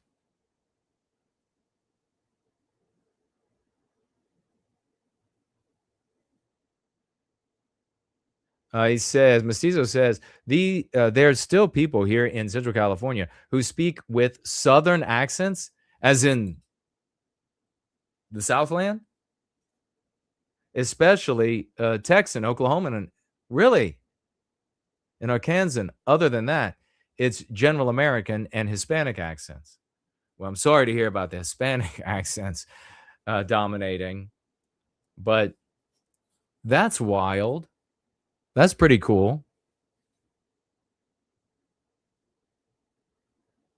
Scott says, from Southern California, Riverside, part of the Inland Empire, it is called. All right. Identifiable. Okay, Samuski saying, yes, it is an identifiable accent. Local to Southern California, which is just full of ums, ahs, and other girl gibberish. Unfortunately. Girl gibberish.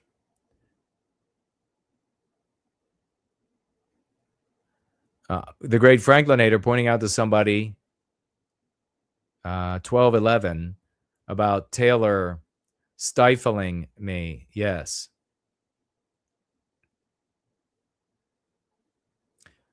Uh, 1211 says, I take it you only like Jared Taylor. As Franklin's pointing out here, the great Franklinator, God bless him, champion and hero. We got to get to our Rebel Roundtable here. We've been going for a long time on this space. I've been friends with Jared Taylor since I was 19 and started attending his conferences. And in the beginning, I didn't even have wore my dad's suit. Didn't fit well. And then he ended up living, I didn't realize it, but then found out that he lived pretty close by. So I was able to go to his house a lot of times, hang out. We went to gun shows. We went to numerous events, parties at his house, and was a admirer, but he was not an admirer of Go Free, of the arguments I would make to use the lexicon. And essentially what he would say in those debates, polite debates, was that ultimately the universities don't use these concepts. And so that's why he was disinclined. And I didn't know for years and years he was sharing such notions with different people in the white sympathetic sphere about me and the lexicon, and therefore whether or not I should be a presenter, a speaker, sharing these ideas. And so that was a big player in a big player in Go Free not being promulgated. Regrettably. But I disagreed with, after, a time, when I first came in, I was on board, I was learning. And, but then I said, this is no good. All of this IQ stuff is no good. Who cares? I argued numerous times that it's not IQ that differentiates the peoples of man. And I'm right. It's instinct that differentiates the peoples of man, the biospiritual projection into the world. And all of the crime stats stuff endlessly. I disagreed with focusing because I employed those strategies and saw them suck. So I was like, this doesn't work. We should be talking about it. And it wasn't like he was against talking about our victimization, but it seems like he wasn't able to talk about it without it being focused on Black rapists or Indians scamming or whatever. So we had a fundamental disagreement about how to move forward with that. First Laz says he's here for the weird words. Yeah, absolutely. That's what has been said in these loser circles. 777 says, I think we lost a third of our people during the war for Southern independence, not even counting all those we lost as a result of the victory by anti-whites, without question. 600,000. Yep. Colossal number. They were, okay, that's Franklin.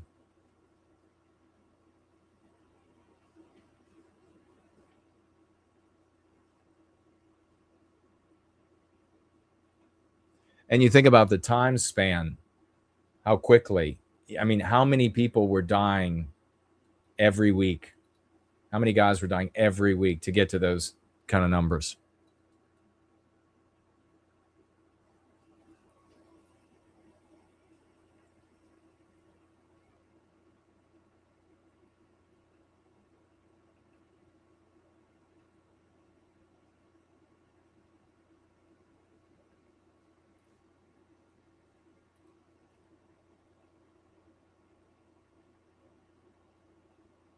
I did in Virginia, Chattistam sharing about the 600,000.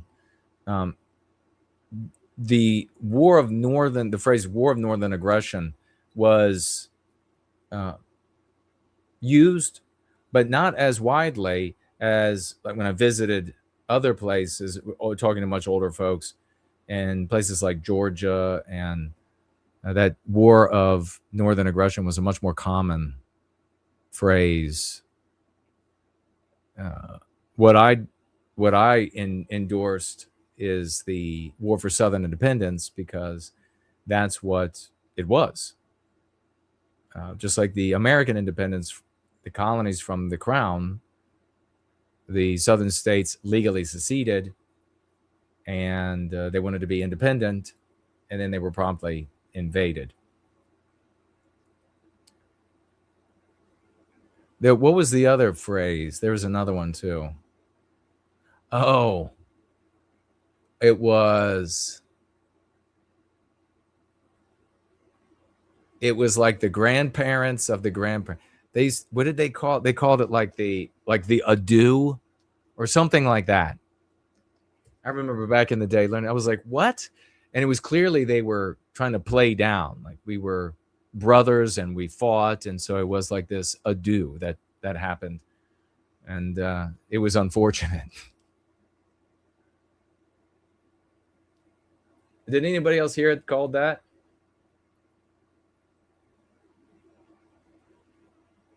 Triple Seven says he hates Jared Taylor and his ilk. Selfish individuals, doom documenting, taboo grifting, gatekeeping, scum like Spencer and Fuentes. Yeah, especially those last two. All right. Make sure one more time I didn't miss anybody. All right. Looks like we didn't any tags over here.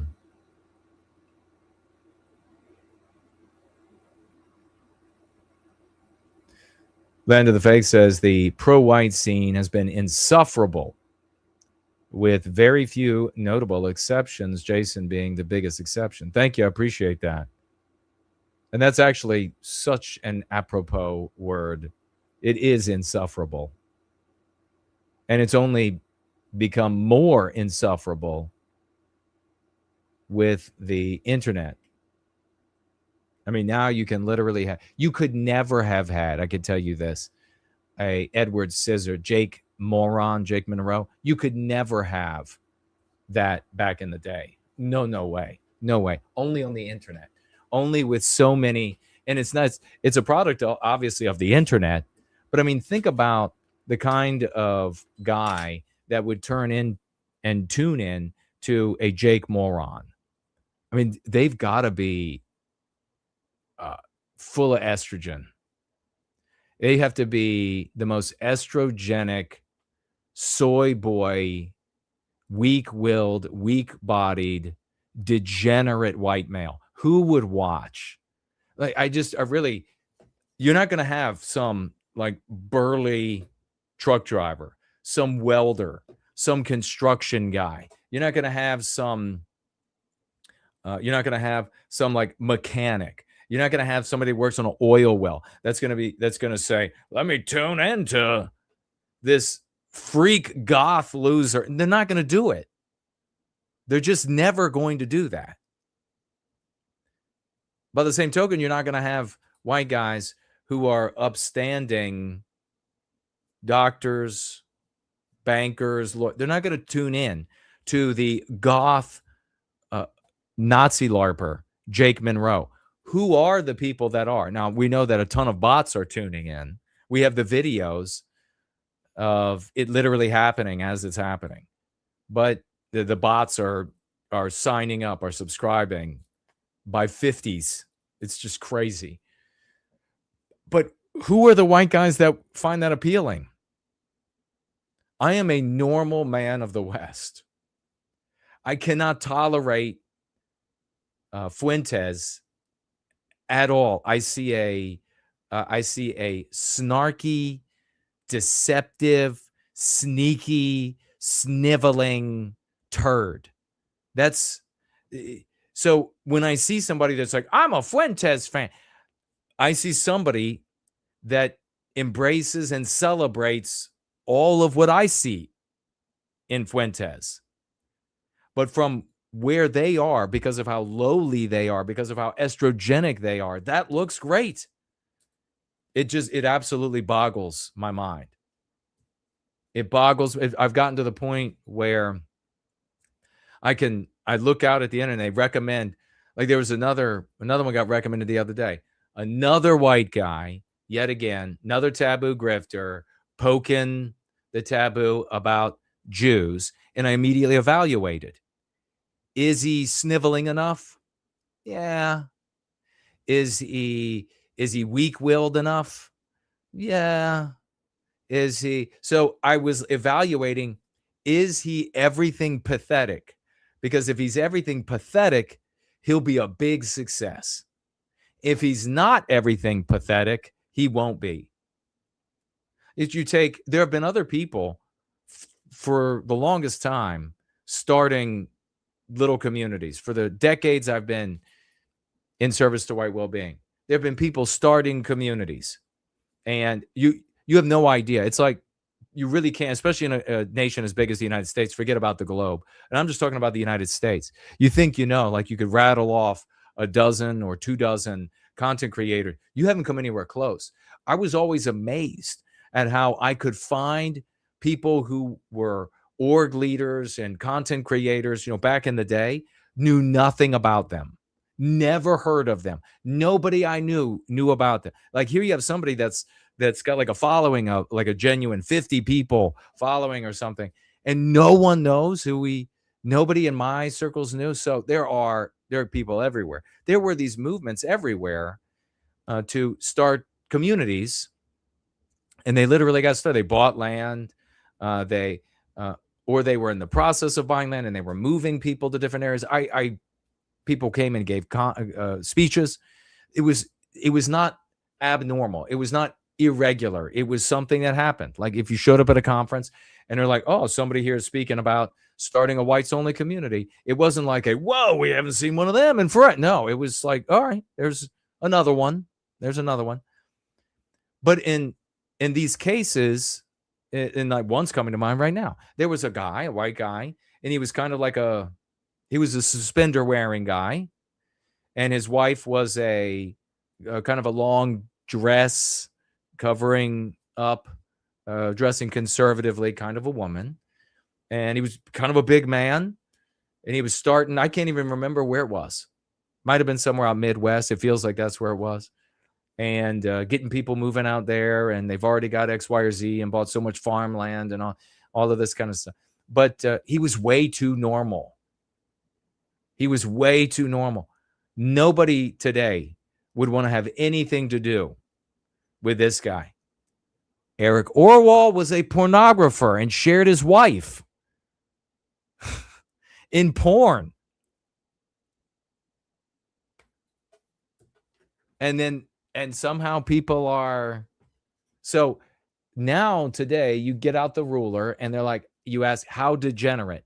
If degenerate enough, there's a possibility of success. You've got to be playing the villain in the anti-white narrative, be degenerate, and you've got a chance. If you're a female and you play the villain in the anti-white narrative, you're golden.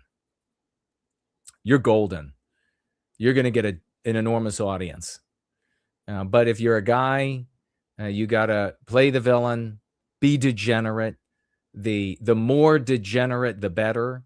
Because this sickly white population will enjoy, they'll feel comfortable. They're like, oh, I'm a degenerate. He's a degenerate. We work together. We're practically the same. It's Socio-political when I'm with him. I can feel good about my degeneracy to my bestiality. And so he's a little bit, he's weird too. So we can get along. I can understand. He can understand me. No, you don't get that. When they show up here and they're like, what the weirdo. Weirdo.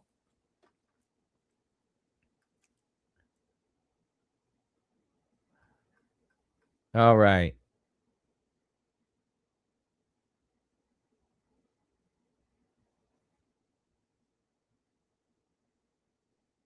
Land of the Fake says Richard Spencer was the leader in the scene. He says appointed by TRS when he was just working up the courage to deprogram himself from anti-whiteism. And he said he almost couldn't do it. He was so unconvincing. Rocker Red is here. All right.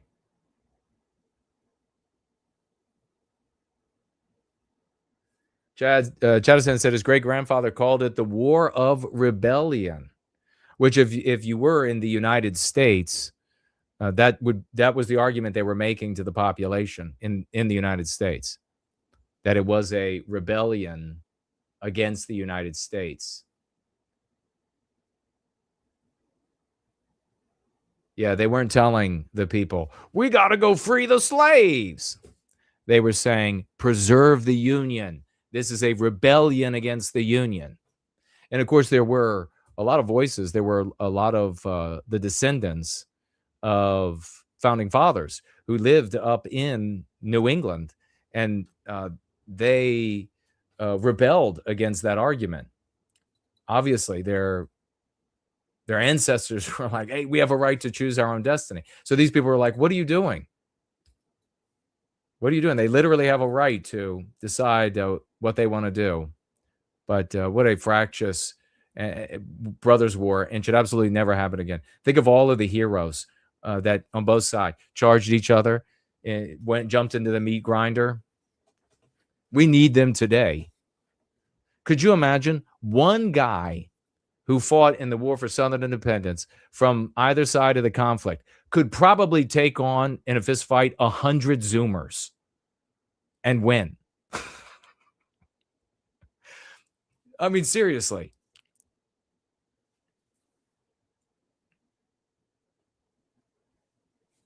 Okay. Well, why don't we find, I think I might have to play that video, that new video that the great Stop Antiwhitism made, where I'm in the Ram. I think it's a Ram truck. And the two little white babies are there. And that's and it's talking about the War for Southern Independence, Stonewall Jackson. That really happened. That where the audio from another time I was telling about that. So I won't go through the whole thing again. But at the Battle of First Manassas, it was not going good for the Southerners.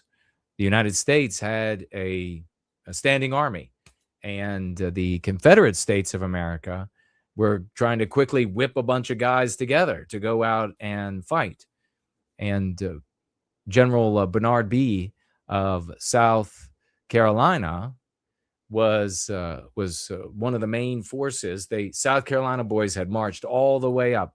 Think about this too. They walked the whole way to get all the way up to Northern Virginia in time for the United States to invade at First Manassas. And they were engaged. Obviously, there were other divisions, but they were, the South was losing the fight. We were wildly outnumbered, outgunned. There were far more weaponry on the American United States side. And meanwhile, Stonewall Jackson, who was racing through the country of Virginia, so racing through the country of Virginia to rally up as many Virginians as he could, and then they arrived in the nick of time as the Confederate lines were beginning to break. All of a sudden, thousands and thousands of Virginians came out of a pine forest, which had otherwise hidden them up as they came into the battlefield. And as they came through this giant pine forest, Jackson rode out to the very front and in the middle, which was such a epic and glorious thing. And he sat tall on his horse, which was, they said, it's not something you do, because that's something that you're sitting up on that horse. That's who they're going to shoot for. But so many of the Confederate generals, they said that's what had to be done. If you're going to lead men, you don't lead from behind, you lead from out front. And if you were able, if you were a younger man, still fit enough to do that, then you got out front. And if you got killed, you got killed. That's war. Your life is no more important than the lives of a private or a newly enlisted guy that's getting out there putting his life on the line. And so Stonewall Jackson rode out to the front to inspire the Virginians that he had rallied and the South Carolinians who were beginning to break. And then that's when General B, hard to talk about, that's when he yelled out to his men. He was on a horse as well. He took off his hat and stuck his hat on the end of his saber and swung it around so he could be seen everywhere. And he said, there stands Jackson like a stone wall, rally behind the Virginians. And he was immediately shot dead. And the South Carolinians fell back behind the Virginians, and then Jackson gave the order, give them the bayonet. And the Virginians charged and hacked down the United States soldiers. And even though they were still, United States still outnumbered. But, you have that moment, you have the birth of the rebel yell and the terrifying yell of the rebel yell. And the United States fled, and the Jackson had to call off the pursuit because he could have killed every single soldier. He could have completely annihilated the entire United States military, and then just marched on Washington, D.C.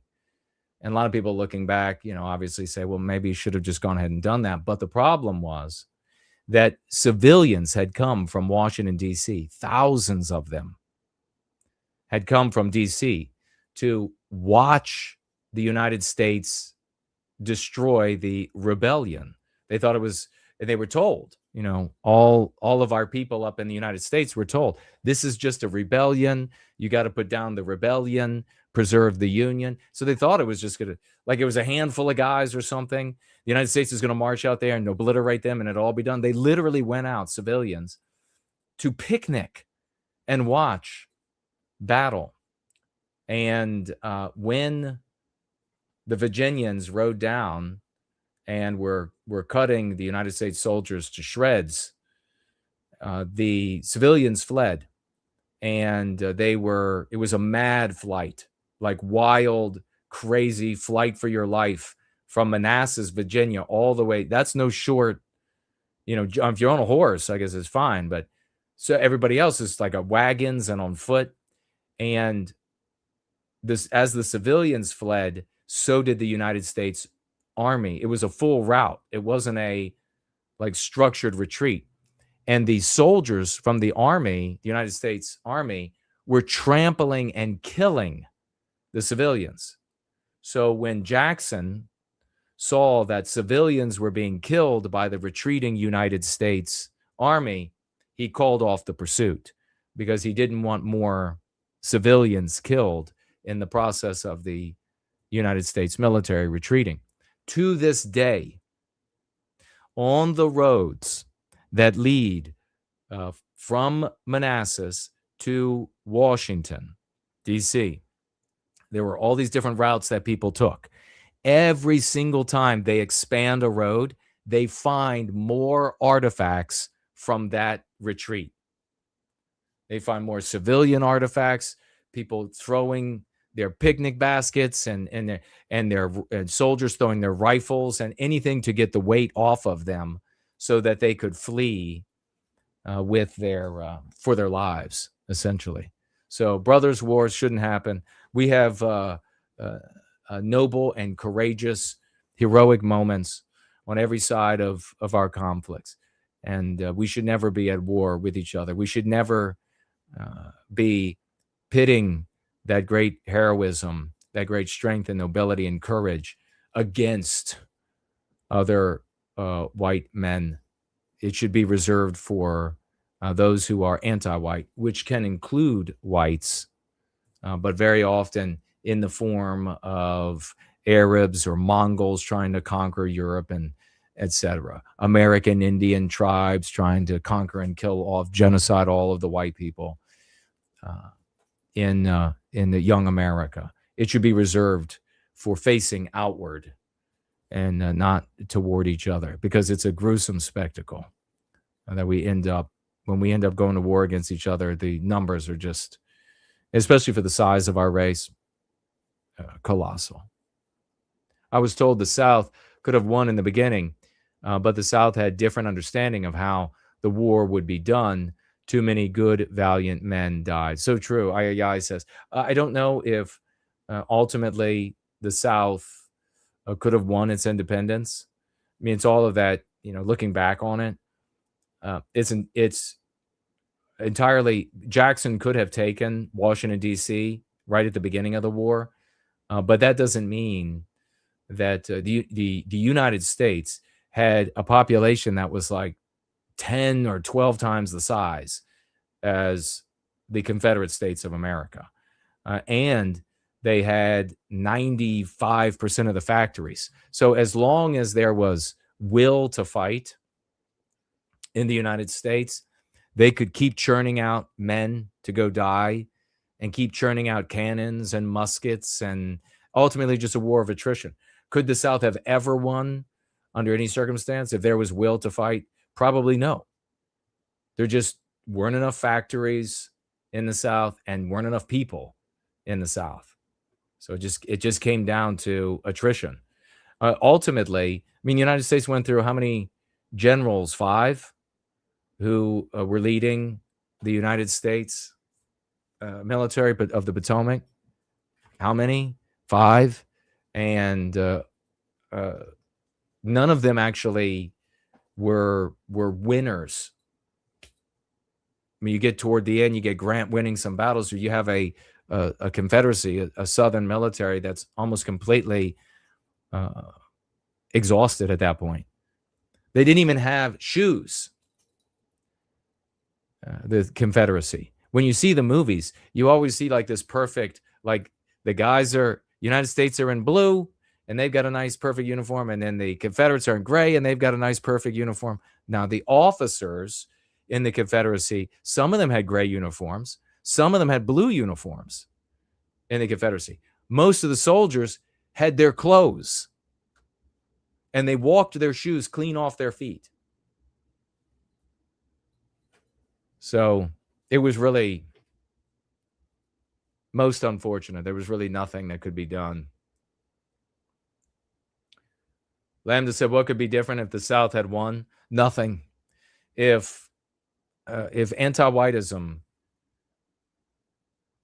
in us wasn't addressed, then the Confederacy today would be just like the United States. There'd be no difference.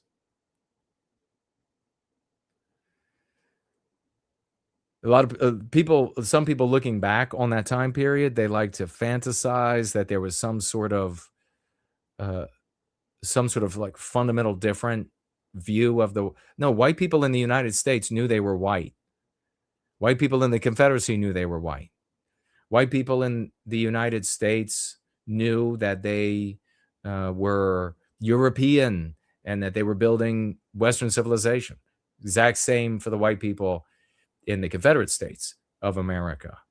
So you wouldn't have, I think people conclude that the Confederacy would have been less anti-white today because of the propaganda about the war for Southern independence. So they buy into the propaganda that the Confederacy was waging war to own slaves. And so therefore, and they buy into the propaganda that Southerners were brutal toward the slaves, black slaves, that they were absolutely. So people inside the anti-white narrative hear that, read that, and then they conclude, well, then if they had won, the reality was that slavery was a dying institution. It was far more profitable to have to pay your servants than to medicate, feed, retirement, childhood, take care of all of this shit for them. So it was far more. So it was a dying institution. First Manassas, a big chunk of it was fought on the property of a black family. That they were free, and they had been free for generations. So the reality of it is quite different from the anti-white narrative that came after. The United States realized after the war that the argument for preserve the Union made zero sense if you're going to celebrate 100 years earlier pursuing your own destiny. So if you're going to celebrate seceding from the crown as the birth of your nation, then you can't simultaneously celebrate forcing people to stay within the United States. It's totally illogical. So they had to come up with another angle. There absolutely were radical anti-whites, primarily in the United States. They weren't in what would become the Confederate States. So primarily in the northern states at that point, before there was the division. Radical, John Brown and so many others. They were psychotic. They were they wanted I've read their actual text. They wanted the blacks to rise up and kill all the whites. You can read. Don't it's the anti-white narrative. Don't listen to what they tell you in school about Brown and so many of these others. There were a bunch. His kids, and there were a lot. Go and look at their actual, if you want to know. I don't bother anymore.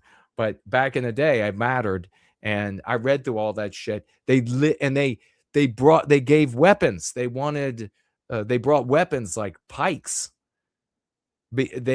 So like the old pikes that we used in Europe, they made those and brought those to give to blacks to slaughter the white population. They wrote books and texts and pamphlets about slaughter the whole white population. So the anti-white problem has been there all along.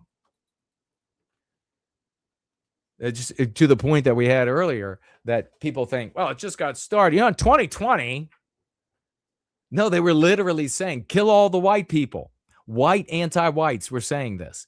Kill all the white people. Funny how that comes. Just keeps. So if the Confederacy had won, the thing that would be different, though, Lambda, is that the Confederacy would be huge and the United States would be tiny. And that was why the United States actually waged the war. The Confederacy would encompass all of the Confederate states and the Midwest and Western states, I'm sure all the way up to Washington. And the United States would be paused somewhere around Illinois, Ohio, and then go up into New England, down to Maryland. That would be the end of it. And the reason for that is that the United States as a whole at that point was in the process of growing westward. And when the Southern states seceded and became the Confederacy, the United States could not force the trade to continue with Europe through New York. And they couldn't control the trade from Europe to New Orleans. So what they immediately knew, in fact, you can look it up. Well, I don't know, maybe you can anymore, but you could. Newspaper article, headline, New York Times, that 1 week said in the headline, the South is seceding, the headline something like, let them go. And it was a real disparaging article. Like there were cultural differences between North and South. And they had some really nasty things to say about Southerners. But then it was like 2 weeks later, the exact same newspaper, it said, tumbleweed will roll through the streets of New York. No, the South cannot go. Because they realized that Europe would not use New York to ship goods. It would use New Orleans, which was part of the Confederacy at that point. Because back then, far easier, infinitely easier to ship goods over water than over land.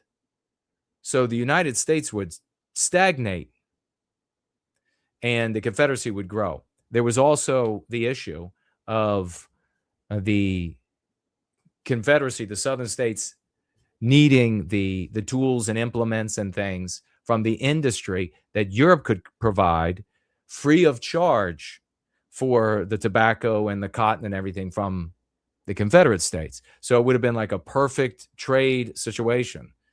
So Europe, the only other place developed on planet Earth at the time, would have financed the ever-living shit out of the Confederacy. It would have been a really reciprocal empowerment for both Europe and the Confederacy. And the United States would be shit out of luck. So that's why the industrialists in the United States, the North, decided, oh no, they can't let them go. That would be the end of us. Modern conservatives love the battle hymn of the Republic song without knowing its anti-white origins, says Cool Papa. So true.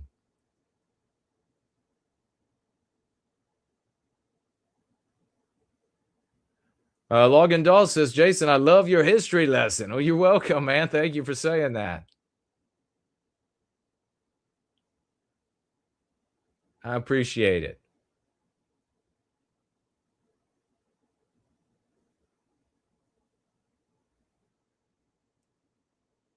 Corey says Jackson had the nickname Old Blue Light from the look in his eyes on the battlefield. I didn't know that, man. Thanks for sharing that. You see where these, I went, you can go visit the house where Jackson died. The actual bed is still there. You can come into the presence of these things. And it's amazing how epic of a people we were. And these were very humble. I mean, the house that owned by white people and a white farmer that Jackson died in, it's still there. Like I said, you can go and visit it. Was smaller than the slave quarters that I've been in on the huge plantations. The slave quarters bigger than apartments I've lived in.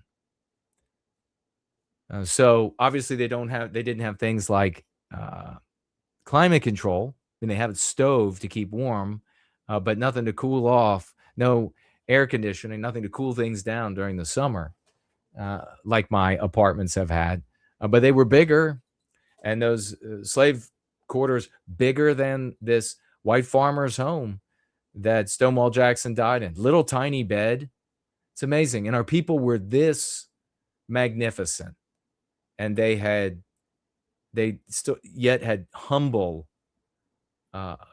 origins, humble accoutrements, and they were still that amazing. Never give up hope.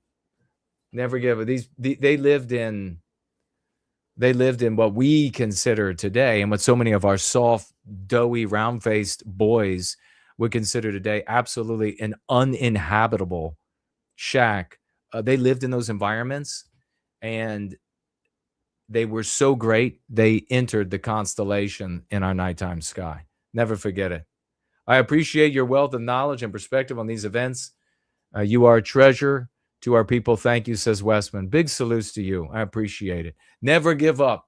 Never give up hope. That's the lesson here. We're going to be going over to the Rebel Roundtable. Never give up hope. Our people have done amazing things with far fewer and far more seemingly insurmountable odds. And with that, we'll turn it over to the one and only Stop Antiwhiteism and his epic video, which includes the very one and only Stonewall Jackson. A couple of decades ago, some evidence was found, not some, a ton, a mountain's worth, an Olympus Mons worth of evidence began turning up all over North America, Central America, South America, about the first people to the Americas.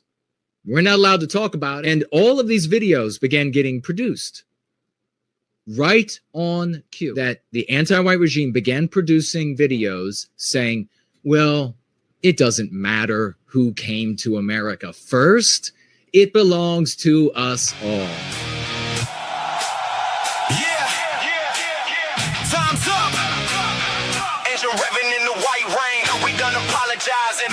No more white guilt. Let it burn in the rear view. Cruising through the night. Middle finger to the anti-white. Chains on my mind. I cut them with the drift. The guilt trip is over. Now we ride. No more script.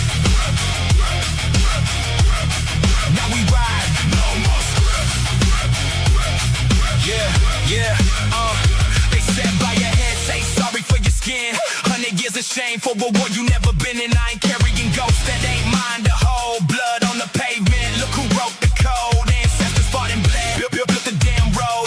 Now they want the keys in my soul in repo. Now I'm flowing in. White love in my veins, white guilt to the cemetery. Put a shovel to the grave. White guilt, let it burn in the rear view. Cruising through the night, middle finger to the anti-white. Chains on my mind, I cut them with the drift. The guilt trip is over, now we ride. No more script. They scream privilege while they cashing checks. I just drift past them silhouette. No reparations for a crime I never did. White love in my chest, history's lit. The Southern generals led from the front. No leading from behind. He's with his men. Just go free and white love. You want to know what it means to be a man? General Stonewall Jackson.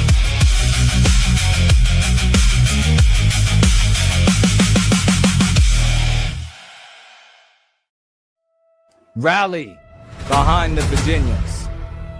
There stands Jackson like a stone wall.